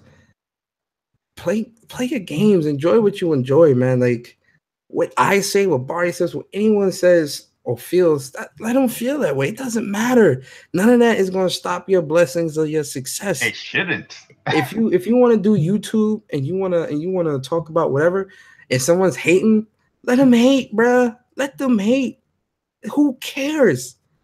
Like, keep doing what you do, and that goes for anybody, man. With BG, I'm happy for his success, man. I want him to keep being successful and all that. With Zaire, I want Zaire to get off the fuck shit. Like, Zaire's got to stop that fuck shit, man. I get what he's doing or whatever, it's entertainment purposes, but you know, sometimes you gotta leave that fuck shit alone, bro, because that stops your blessings. And yo, you being a busybody. Yeah, because that looks very catty. Very catty doing shit like, because that's shit that women do. That's like shit like that is what women do. They'll facilitate the bullshit because that's like why they have the talk show like The View and yeah, that's that catty bullshit that women do, like, because they like that drama. They want that drama. Nah. Yeah, man. I was shocked. I was shocked that he did the interview. I was very shocked. Like, I have no issue with Zaire like that, man. But I was definitely shocked with it. But when they both got into the podcast, I definitely thought that it could have got squashed. You know what I mean? I'm not saying like they're gonna be best of friends, but it was there. But they, you know, Zaire kept hammering about this alleged rumors about BG and all that stuff. And then BG had his perspective on why he was going at Zaire and all that stuff. And it was just clashing instead of, okay, I heard your point. All right, can we move on from it? You know what I mean? It didn't get to that point, you know. But I thought it. Hey, I was listening. I'm like, oh, they about to do it. They about to do it, and it didn't happen. I was like, it is what it is, man. But you can't force that with people, man. You know, it's not meant to happen. Not meant to happen. But it does suck though, just because gaming stuff got taken personal. And you know, some of these new trolls, like they can't even troll, man. Like a good troll will have you thinking about that person daily. Like, yo, this guy is really messing up my personal life. Like I'm constantly thinking about this person and he's trying to defame me and all that stuff. Some of these dudes, they just creating accounts. You know what I'm saying? That's not trolling. Oh, hey, you blocked this account, I got a new account. That's just showing that, yo, you have like no life, that you're creating all these accounts and all this stuff. That's all that's really doing. Like, how the fuck are you creating these accounts so quickly? You know what I'm saying? I don't even know how these people are doing this stuff. Like my man Persona said, just play your games, man. If you're joining the gaming community and you want to be a part of the gaming community, game. You're trying to be a part of the gaming community, you know, causing drama and strife between people and looking for the most popular ones, you know what I mean, to get some type of clout or something like that. That's just crazy to me. You know what I mean? But we're gonna move it along. We got one more thing we're gonna talk about before we get up out of here. And when I saw this tweet, big shout out to my man Kofi and his Press Start podcast Discord. I saw this in his Discord. Let me see who posted it in his Discord. So I posted it on Twitter. Unforgiven posted it in his Discord, and I posted it on Twitter. I'm about to show you guys real quick what he did, because we got to talk about this, man. This is the perfect picture of what I was talking about last week when it came to these Nintendo fanboys. Okay, we got to talk about this real quick. You know, the famous Drake meme. You know, him have his hand up saying no to something, but then he has the other hand up saying yes, I'm with that. So the Wii U came out last generation, and all these great exclusives and games that everybody's beloved, so-called beloved, you know, so-called love these games, right?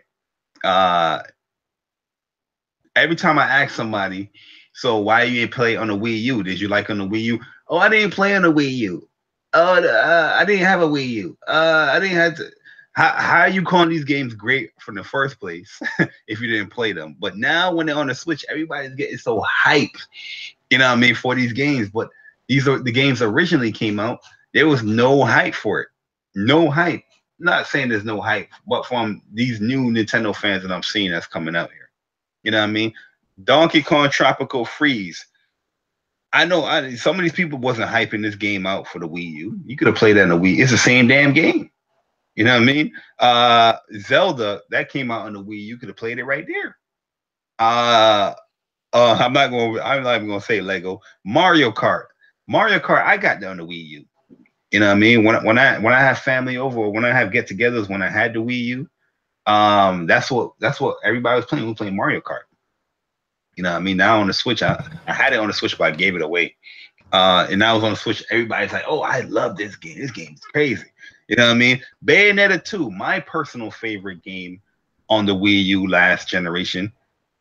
No, that game barely cracked 1 million for this beloved, hyped game that Nintendo fans, so-called Nintendo fans or new Nintendo fans, is loving. Now they hyping it on the Switch, right? But they didn't hype it on the Wii U.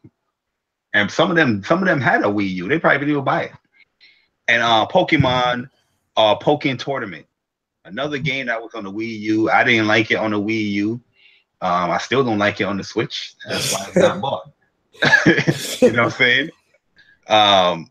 But yo, how you feel about this picture? Yo, you see this picture? You looking at it? Yeah, I see it. It goes back to what I said before, man. When it comes to Nintendo, it really is. They get this crazy pass that we get it, man. Nintendo is the grandfather of gaming for a lot, and for a lot of people, Nintendo was their start. I know it was for me. I started on Super Nintendo, so Nintendo will always have that soft place in my heart. Zelda, you know, from what I played of it, it's decent. It's no Ocarina, and Mario Odyssey is good. I like it, but looking at this list, man, like they blew their load the first year, which we get. You know, they put Zelda out, they put Mario out. Those aren't yearly series. And these games, Tropical Freeze and Mario Kart sold well, but I don't see why they would put this one on there and not a new one. And with Pokken Tournament, like a lot of these games, why buy a Switch for them if you didn't buy a Wii U for it? If you didn't buy a Wii U for none of these games, but you hype for them now that they're on the Switch, you're a hypocrite. Exactly. That's the exact point I'm trying to make. These games, the same exact games were out last generation, but it didn't entice you enough to get a Wii U. You know, I mean, now I'm seeing people, oh yeah, I'm gonna get a Switch for that Donkey Kong. Like what? For what? It's the same damn game. It's the same damn game, man. Yep. Bayonetta on the Switch now. Oh my god, I'm so hyped. Now niggas. Oh, I'm sorry. Dudes are saying, oh, the portability. Like, yo, I hate to go off topic, but I promise it'll make sense. That whole shit with Dark Souls 1 Remastered. Yo, listen, bro. When I seen folks hype for that, I'm like, really? I was like, in my mind, I'm like, you couldn't put Dark Souls 3 at least? 1? Not 3. 1? Yo, when did 1 come out? 10 years ago. It's like 2008, right? Yeah. Was it 2008 or 9? One of them joints. Because I know Demon Souls came out before it. Before it, yeah. And probably I'll say 2 years or probably a year later, Dark Souls came out. I don't know, but I think that's the only one because 2 got remastered. Dark Souls came out in 2009. Yeah. Dark Souls 1. I think it's a proper remaster. It's about time to remaster it. Because 2 got remastered with the Sin of the Scholar stuff. Mm-hmm. But 1, you know what I mean? I never played 1. I played a little bit of 2. I played a little bit of Demon Souls. Would I get that game on like a base Nintendo Switch? This is the majority of the people that don't have a Pro controller and stuff like that. No. I would even recommend somebody get that game on the Switch just due to how the buttons and the controller feel. Like certain games, I would say, yeah, certain games is fine on the Switch, but a game like that, action heavy, you know, most people they supposed to be claiming that they're playing this in handheld mode. You're not gonna do that. This is the second part of the hypocrisy. What were folks saying when Vita came out and was given console-like experiences? We don't want console experiences on the go. We don't want console experiences in a handheld. Did they not say that? That's what the media was saying for sure. Yeah. Now, all of a sudden, it's okay. It's welcome. The hypocrisy when it comes to Nintendo is blatant, but a lot of Nintendo fans will call you a hater or you're not, you're just hating on Nintendo. No, it's not about hating anything. It's about pointing out the obvious hypocrisy of not just the media, but a lot of the quote unquote Nintendo fans. The Nintendo fans themselves. Let's visit my old friend, VG Charles. Oh, you about to share the screen? Hold up. Nah, keep talking. Yeah, man. It's like I personally love Nintendo, man. I'm not even going to sit here and lie to people saying like, yo, I fell out of love with Nintendo. I don't. I had all the Nintendo consoles that they came out with, all their handhelds too, man. And it's not just I just have it. You know what I mean? I do game on it as well, but some of the stuff that I see people say about Nintendo, you can, the same reasons why they like it and all that stuff or dislike it, that same application won't apply to the PS4 or Xbox. You know what I mean? They would instantly switch it up or be mad hypocritical when it comes to those platforms. You know what I mean? I'm just like, you're not making any sense, man. You're saying that you hate these remasters and ports on this platform, but you're loving them on Nintendo platform. And you know you're gonna pay another 60. Not like with a PS4 and a PS3. If they have a remaster, they will drop it to 40 or they will drop it to 50.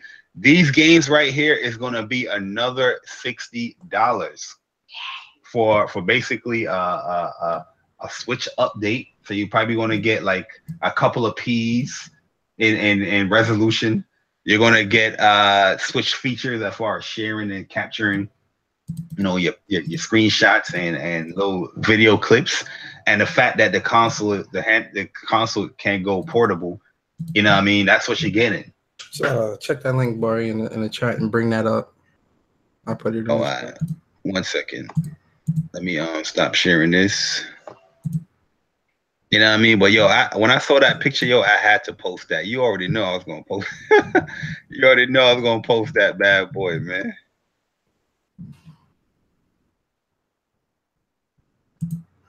Oh yeah, you know, I made a bet with Blandrew too. I can't wait for them sale numbers. Oh my god. Oh yeah, so Bayonetta didn't even crack 1 million when it comes to physical. The other ones did. Donkey Kong did 1.7, Pokken Tournament did 1.3, and Mario Kart obviously did. Yeah, like, Pokken initially had a good sales reception, but that game died off very quick. But yeah, look at Bayonetta. This was my favorite game on the Wii U, hands down. I also liked the 101, the Mighty 101 game. That was dope as well. But these are estimated numbers, not official numbers here. So don't get mad. I know it surpassed 1 million with it. Cause I know I got this game I got this game digitally on the Wii U. You remember the whole PlayStation 4 doesn't have back compatible digital titles, and people was getting upset. I bought all these PS2 and PS1 games and I can't play them on the Wii U. I mean the PS4. You remember that argument? And all these remasters that came out on the PS3 on PS4, I had them on the PS3 digital and all that stuff. Now, I have Bayonetta 2. I have that game digitally. You know what I mean? Will Nintendo, because Nintendo now applies your account to your games, no more to the hardware and stuff like that now. Now, would I be able to get my digital copy from the Wii U to the Switch? No, I won't. And watch, people's gonna have so much excuses or so many reasons why Nintendo didn't do this. But on the PS4 side, they was bashing the hell out of it. They was like, "Oh my God, Sony is anti-consumer." You remember the word in 2016, anti-consumer? That's the best word this generation. That was a key word, anti-consumer. Everybody start using that word, anti-consumer this, anti-consumer that. Is Nintendo being anti-consumer with their practices? I have a whole bunch of games on the virtual console on my Wii U, okay? If they bring out the virtual console again on the Switch, do I have to repurchase those games again? You know what I'm saying? Most likely you are. But you not even, if when it happens, when it happens, because it's gonna happen, you won't hear a peep. You're gonna hear all this stuff. Well, Nintendo is the godfather of gaming, or Nintendo, you know, they had the right to do this. You're gonna hear all these excuses for Nintendo to do it, and PlayStation at that time is so anti-consumer back then. But yo, yeah, the Bayonetta sales, we already knew. Remember they had the whole platinum project to get Bayonetta to sell 1 million, and that failed to happen. We already know what it is, man. A lot of people front when they come to these ports that they're excited for, which they ain't buying in the first place. Yo, yeah, J767, what is good, man? Black Star, what is good? The truth. I gotta say my man. The truth name right with the lisp. You know what I mean? Frozen. What is good? You know what I mean? But yeah, I feel like a lot of people is so quickly to sympathize with Nintendo when it comes to their practices, but when it comes to PlayStation, it's oh my god, PlayStation, why are you doing this?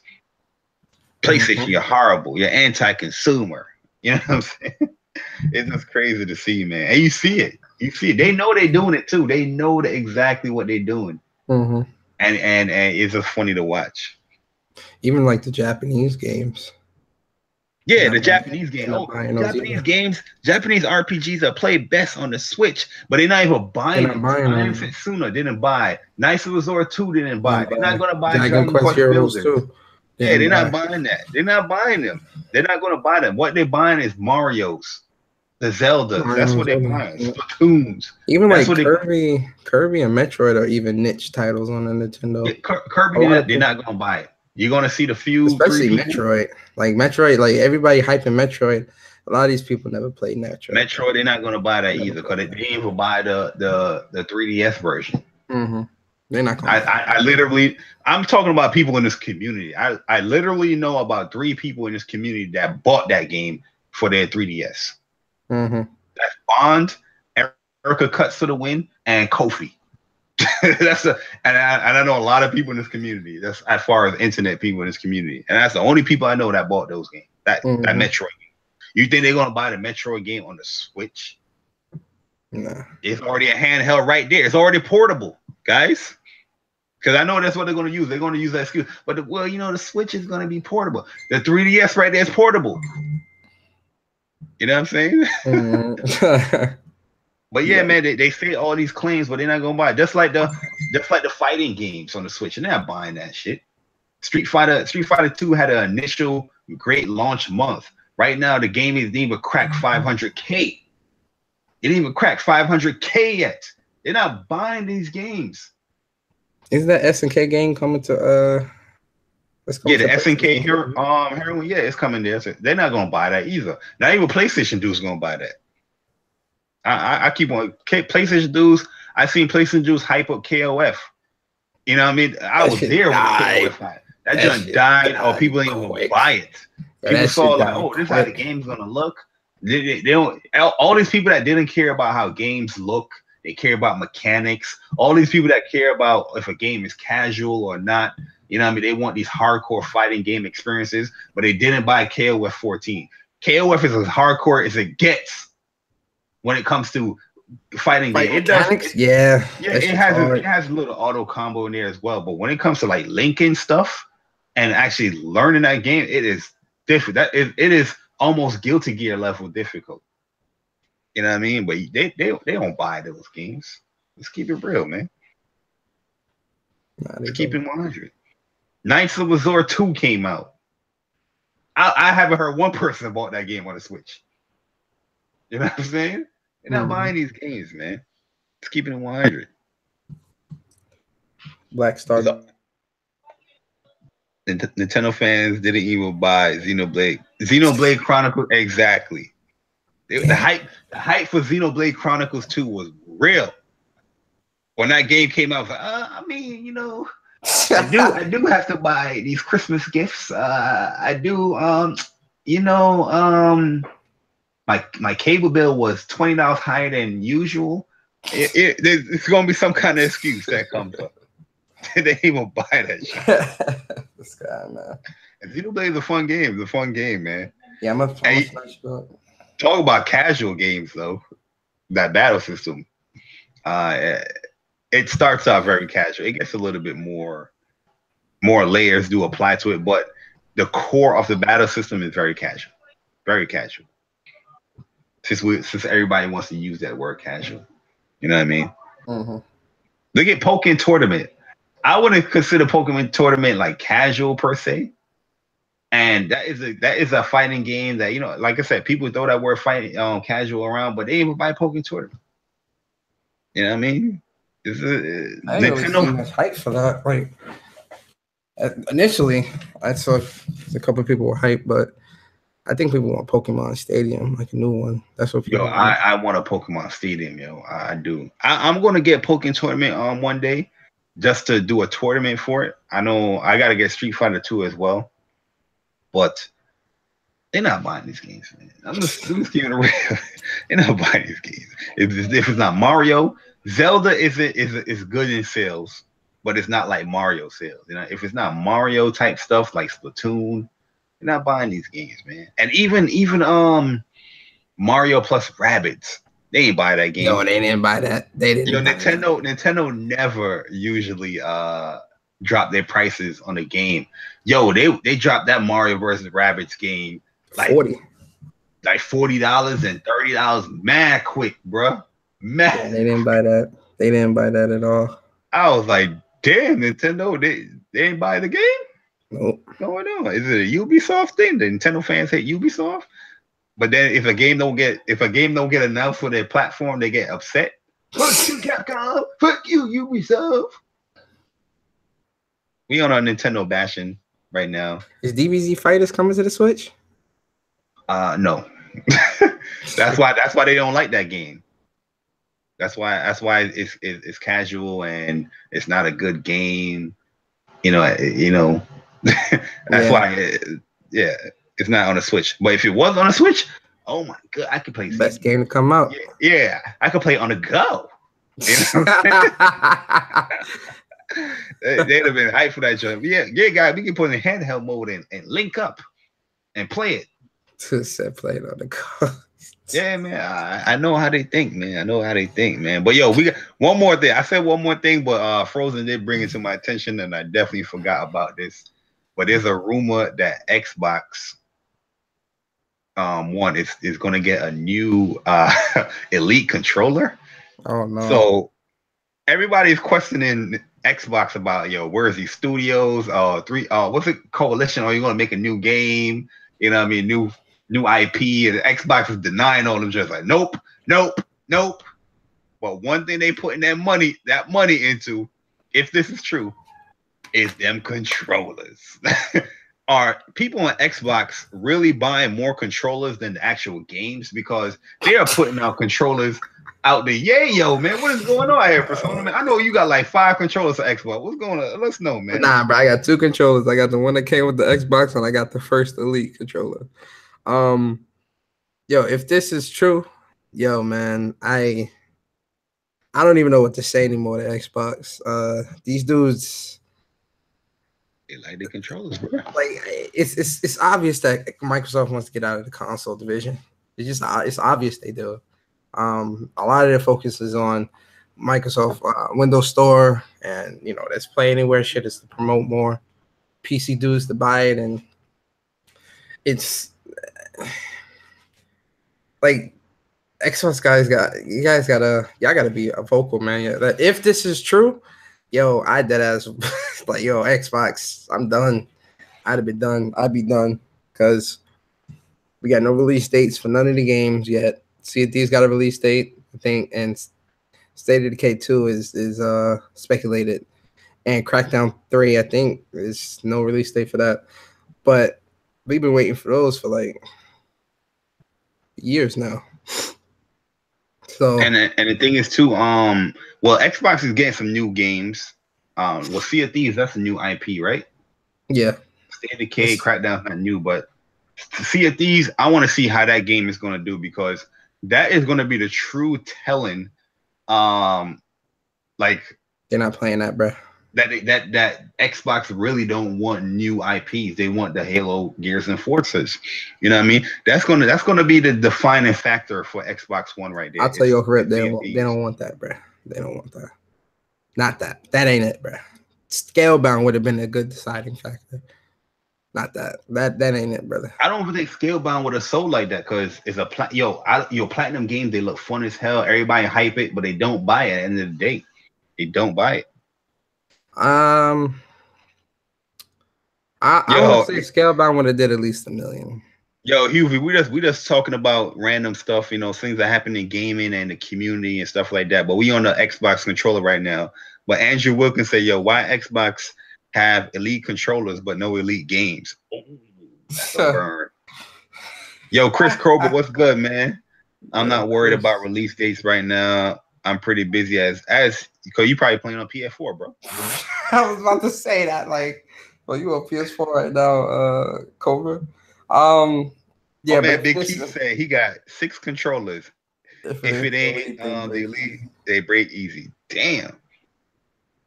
I mean, sheesh. Honestly, they don't need no new controller. They need to put out some new IPs and some more titles. Personally, that's obviously that's what I feel.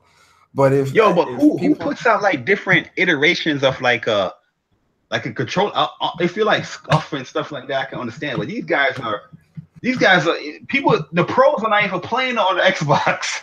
You know what I mean? When it comes to COD, when it comes to these shooters, they're not even playing on Xbox. Why? Who's marketing for Xbox? Who's drawing up these censuses?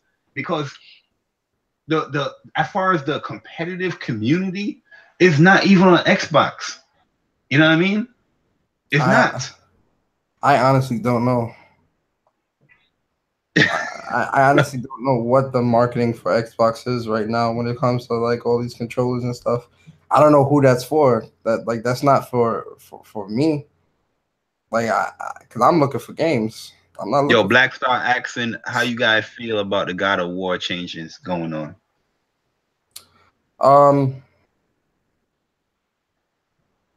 I mean, I welcome change. So any changes that's gonna happen, I'm not gonna look at it as a negative until I get the games in my hands. Now, as for this whole no jumping shit, that's gonna be weird though. That I think will be weird, but then again, if the gameplay is centered around you not being able to jump, then it won't be weird because a lot of the combat will be done on the ground, and when you have to scale big enemies, there'll be a QTE to allow you to do so, like in the God of Wars before that. My thing about the no jumping is how they're going to handle like his dashes, like, you know, his evades. Evading and jumping are two different things. If he's evading, you can roll. Rolling. Yeah, but I've seen him roll, but I haven't seen like his like back dashes, and I've seen like he does like a little roll. But I just want to, especially in that field of view, how they going to handle the evading. Is it going to be more like Bloodborne, or is it going to be like Dark Souls kind of stuff? I want to see how they handle it, because jumping is very key as far as extending combos in the game, and you do get some sick stuff with the jumps, but you're not using the same weapon. You know what I mean? It's a whole different. It's an axe. It's not the chains. That's what people need to realize too. So a lot of that combat's going to be grounded because it's an axe. Now, we don't know what other weapons he'll get. I'm sure he will be getting other weapons, and they haven't confirmed or denied if the Chains of Chaos is even going to be in the game.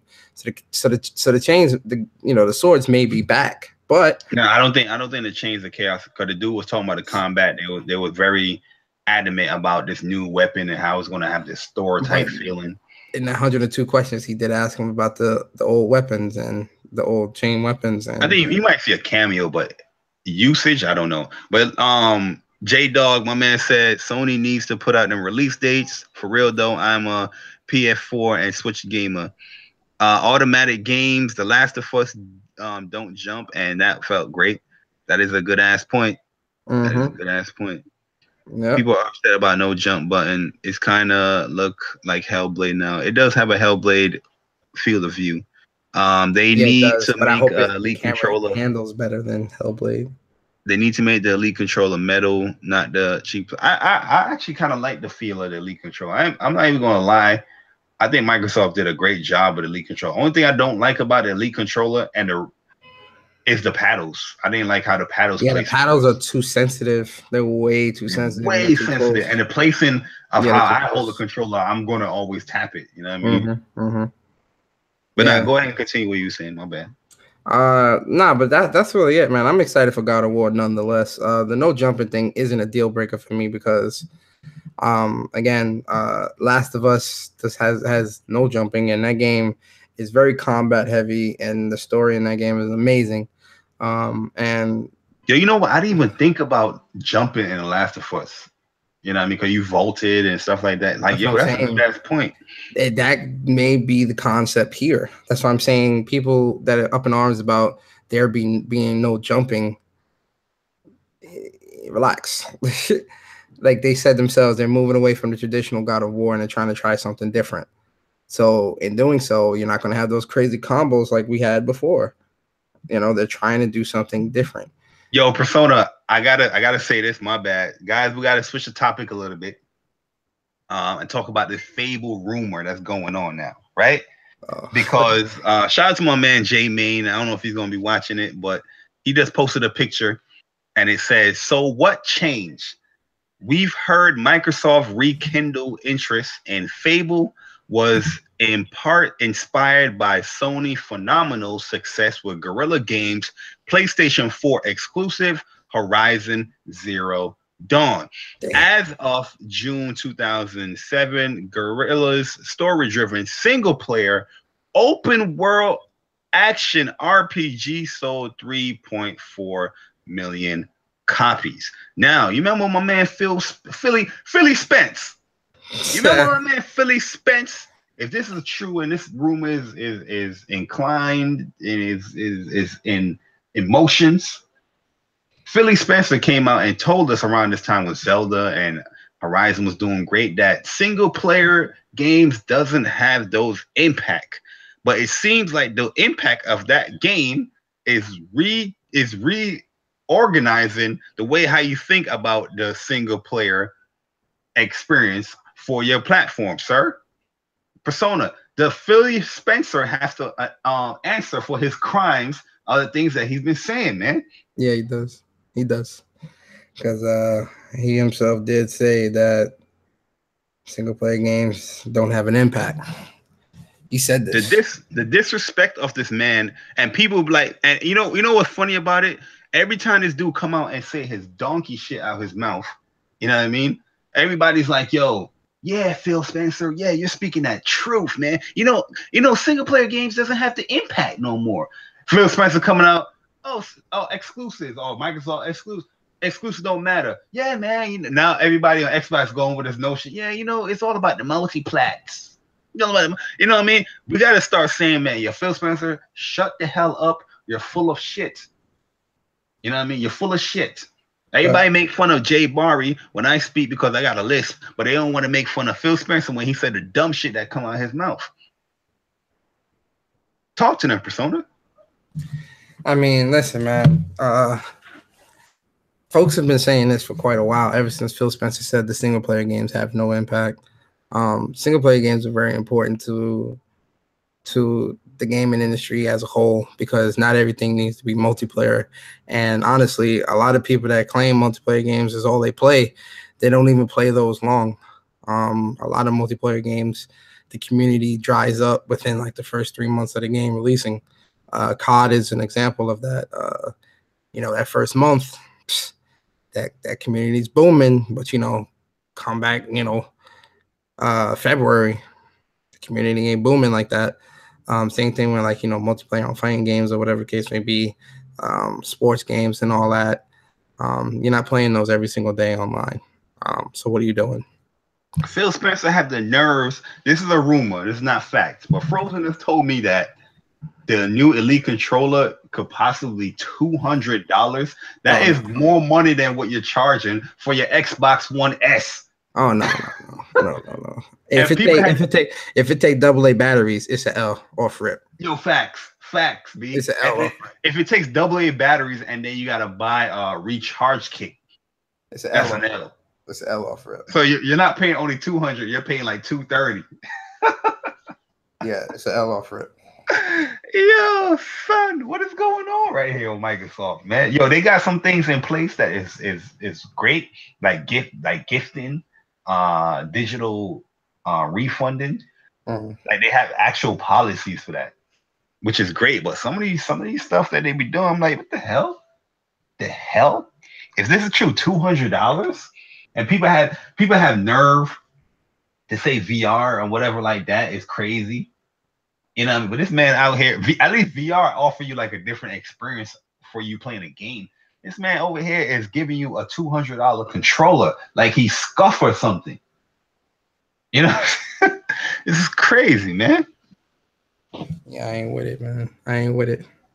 It's crazy. Yo, PlayStation's like, listen, man, we're making games. We'll make the third party dudes make like elite controllers and stuff like that. Which I do think PlayStation needs an official, like I'm not gonna call it elite, but like a pro controller. You know what I mean? Like an official PlayStation first party pro controller that looks like a PlayStation controller, not no Xbox, where how Xbox plays their sticks. I'm not gonna buy that, Hori. I'm not gonna buy that, sir. Are they high or something? You're coming over PlayStation trying to give us Xbox layout, talking about pro. No. I want my parallel. Disrespect. Parallel, no perpendicular. Who the hell Hori think they are to try to make you a controller? Talking about a PlayStation Pro controllers do look ugly as fuck too, man. Yeah, with the Xbox layout, like get that shit. Nobody want that. I don't want that. I'd rather buy a Scuff anyway than that. That's why I bought a Scuff, because Scuff, I get to have my parallel sticks. Yeah. Not know however the Xbox placement is. I don't want that shit. But yo, if this statement right here, this is true, this is crazy, right? I'm gonna save this picture and I'm gonna blast this on Twitter every single day when I wake up in the morning. All right, I'm gonna tag Phil Spencer on Twitter and post this to him every single day. Chill, bro. He's been disrespectful all 2016 and 17, and everybody in this gaming community be like, yeah, he does have some merit to what he's saying. No, he doesn't. No, he doesn't. The man haven't provided you a good single player experiences on the Xbox One. How the hell he has the nerve to talk about what is popular or what can go forward for Xbox when it comes to single player? Your multiplayer games ain't even doing. Damn. Yo, I've been shouting out Press Start podcast. If it wasn't for the Press Start podcast and like Weapon Wheel and them stuff, people wouldn't even be playing Gears. I'm not gonna front. Keep it 100. I'm gonna get. Let me. Yo, real talk. After that Press Start versus Weapon Wheel shit, dudes start wanting to do like versus and bro, what? I'm about to say right now, if it wasn't, look, you guys have seen it live. If it wasn't for Press Start podcast and Weapon, I know this is gonna piss off a lot of people. That I agree with. If it wasn't for Weapon Wheel and that Press Start little tournament they did, a lot of people wouldn't be doing that. A lot of people wouldn't be playing the game or none of that, because a lot of folks wasn't even thinking about the Weapon Wheel shit. I mean the Gears. They weren't thinking about that shit at all. Now everybody wants to do versus me and my team. Like, bruh. I mean, I guess someone's got to be the starter. Start all this shit up, but it's like, damn, yo. Yeah, I'm gonna say it. I'm gonna say, yo, watch this tweet right here. This tweet probably gonna get like 8,000 views. Watch this tweet. I didn't even tag nobody in it. Just give it a few. Give it a few guys. Let it settle. Thank you guys for reviving the game. Let's let it settle, man. Yo, we gotta keep it real, man.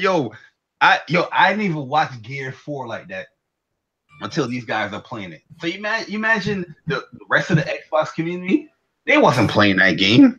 They beat the single player and they got up out of there. They said, I'm out. Let's go to Forza.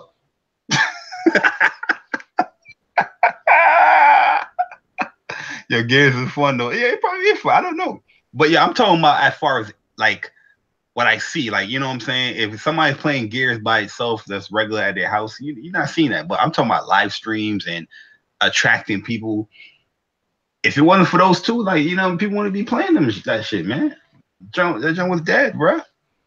That John was dead, man. I agree with that 100%. Yo, by the way, Little Witch Academia, Chambers of Time is set to release February 20th.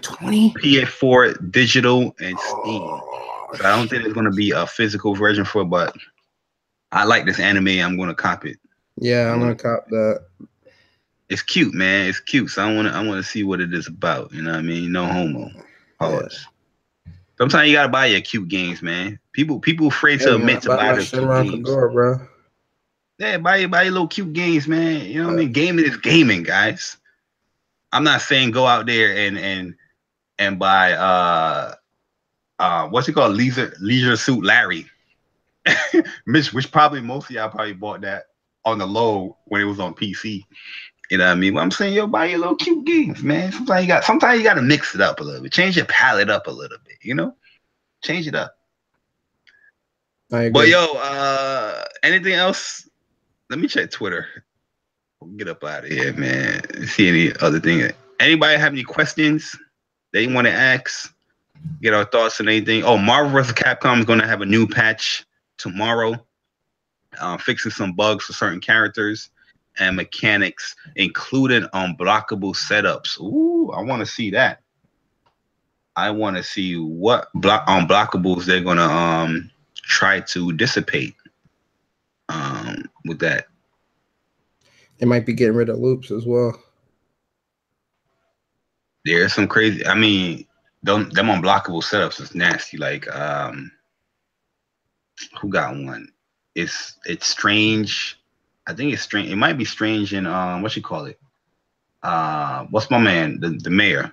And there's the other one with Spencer Dante or Spencer Nova. There's a lot of little unblockables in the game. But Street Fighter V AE, pretty dope game. Sakura is hot. If you guys are ever interested in Street Fighter V and you didn't purchase Street Fighter V yet, I think you're gonna be very happy with AE. Has a great single player mode, mad content for the arcade edition stuff. It also have the individual character story, which is short but still cool. The preview mode, I posted it up on YouTube. I don't think I made it public yet, but they got a preview mode on Street Fighter with the costumes, and they have like a gallery. So while you're playing the arcade mode, you're actually earning like other little concept arts and stuff like that. Really cool. So if you guys are interested in the single player aspect of the game, so yeah, I definitely say if you guys are interested in the fighter, get into Street Fighter V AE. It is pretty dope. And Sakura is hot. Sakura. Fuck Sakura like I'm Japanese. Sakura. That's all. You know what I mean? We call it Sakura. Sakura.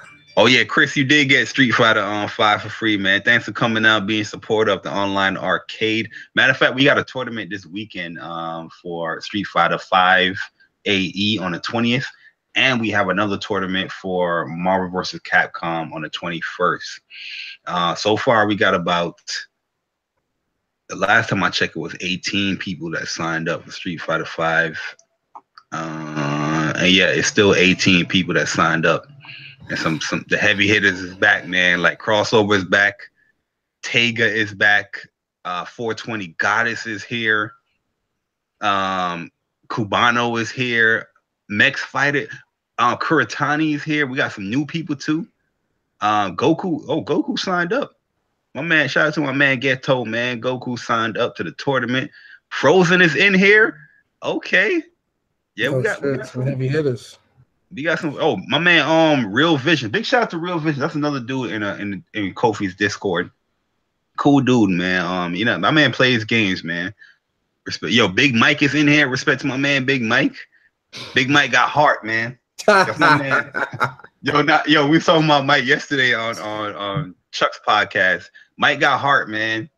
You know, yo, I really do believe like if Mike really stick with it, he'll become like elite, man. Like, yo, when he start just learning, he'll be elite, man. You know what I mean? But yeah, man, and Marvel vs. Capcom is for the Mind Stone, which you get to pick your opponent's character and stone if you activate that stone. So that's going to be a pretty good stone for people to get if you guys are interested in the Clash of the Stones tournament later on this year. And then we got UNL coming out very soon, man. So we definitely gotta. When is that? February 9th, man. It's too many fighters, bro. In the beginning of the damn year, man. It's too much. Fighters. I have the original Street Fighter does it update to arcade. Yes, it does, Enco. You get arcade. You should have arcade edition downloaded. You can just turn on the game or insert the disc, and it would download. I watch a few of those tournaments. Yeah, man, come on through. Watch the tournaments. We're on Twitch now. Definitely a different experience. Definitely different streaming through OBS, man. It could be fun, but it's also a lot of work at times, man. So yo, big shout out to Elgato, though, with the Stream Deck. Like, I've had the Elgato Stream Deck for like a year. When I got it last year. Last year it came out, right? Last year, day one, and I never used it once, right? But then I started learning OBS and using the hotkeys and all that stuff, and I hooked it up last week, the Elgato last week, and it just came so easy just to switch stuff over with, man. So I don't have to manually go back to OBS every time to do something. So big shout out to Elgato with that, man. That's a nice little luxury device right there.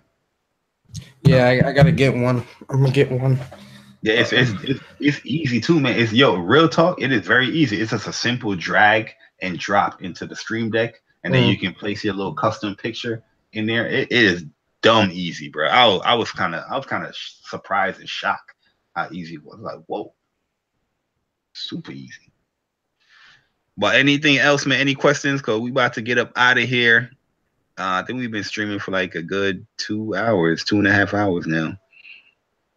Anything you want to say for someone before you get out? Yo, man, the open beta for Dragon Ball Z is also going to be, I think it's tomorrow, right? Oh, matter of fact, it's tonight and it ends tomorrow night.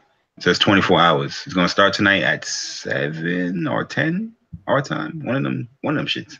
And then it's going to end the same time. Okay. Yo, don't be going out there, guys, and buying those sex dolls. They looking real. Now, I saw the picture. I was like, whoa, that looks very real. I know some of you guys got tons of money, so don't be going out there buying these new sex dolls, man. Try to get you a real girl, and that's the better way to go.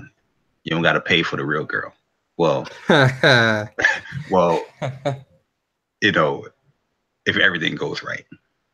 Yeah, you wild. Go ahead. Outside of that, man. Honestly, I it's always good to chop it up with Bari on gaming and all that good stuff.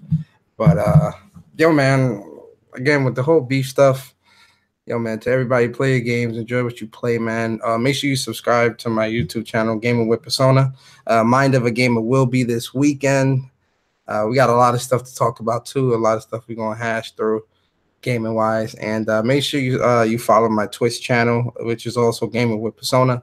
I strictly stream to Twitch now. No more YouTube streaming. YouTube is strictly gonna be videos and the podcast, and gaming and streaming and stuff like that is gonna be on Twitch from now on. Outside of that, man, make sure you check out the Online Arcade. Follow us on Twitter. At the Online Arcade. Follow us on YouTube, Facebook, Twitch. The Online Arcade is the name. We got a lot of good tournaments coming up, man. It's gonna be a lot of good premier tournaments. Really excited about. First one coming up in February. Yeah, first one is February 20th, right? February 3rd. Yeah. No, the 3rd is the light. That's the light Dragon Ball Z. Yeah, we got a light version Dragon Ball Z tournament that's coming up. I'm gonna put the link to it in the description if you guys want to sign up for it. Outside of that, man, appreciate you guys for supporting us. Appreciate you guys for supporting the fan Bari and his channel. And yeah, that's it. Yeah, man, definitely appreciate it, guys. Make sure you guys go ahead and go to Persona's Twitch channel. And man, be streaming over there too, man. Little South Park and what else you streaming? Shadow War and all that. Everything. So yeah, definitely go over there. Twitch is definitely, I think, the better movement. You still upload it to YouTube though, but yeah, I think Twitch is definitely the better. It feels you feel like you're free over there. It's very free, man. You could play music and chill. Like you ain't gotta worry about your channel being banned and all that, man. Twitch is definitely. I should have moved to Twitch sooner. yo, like on YouTube, you gotta watch what you say. You know what I mean? This stream right here probably gonna get demonetized. I don't, you know what I'm saying? It'd be crazy, man.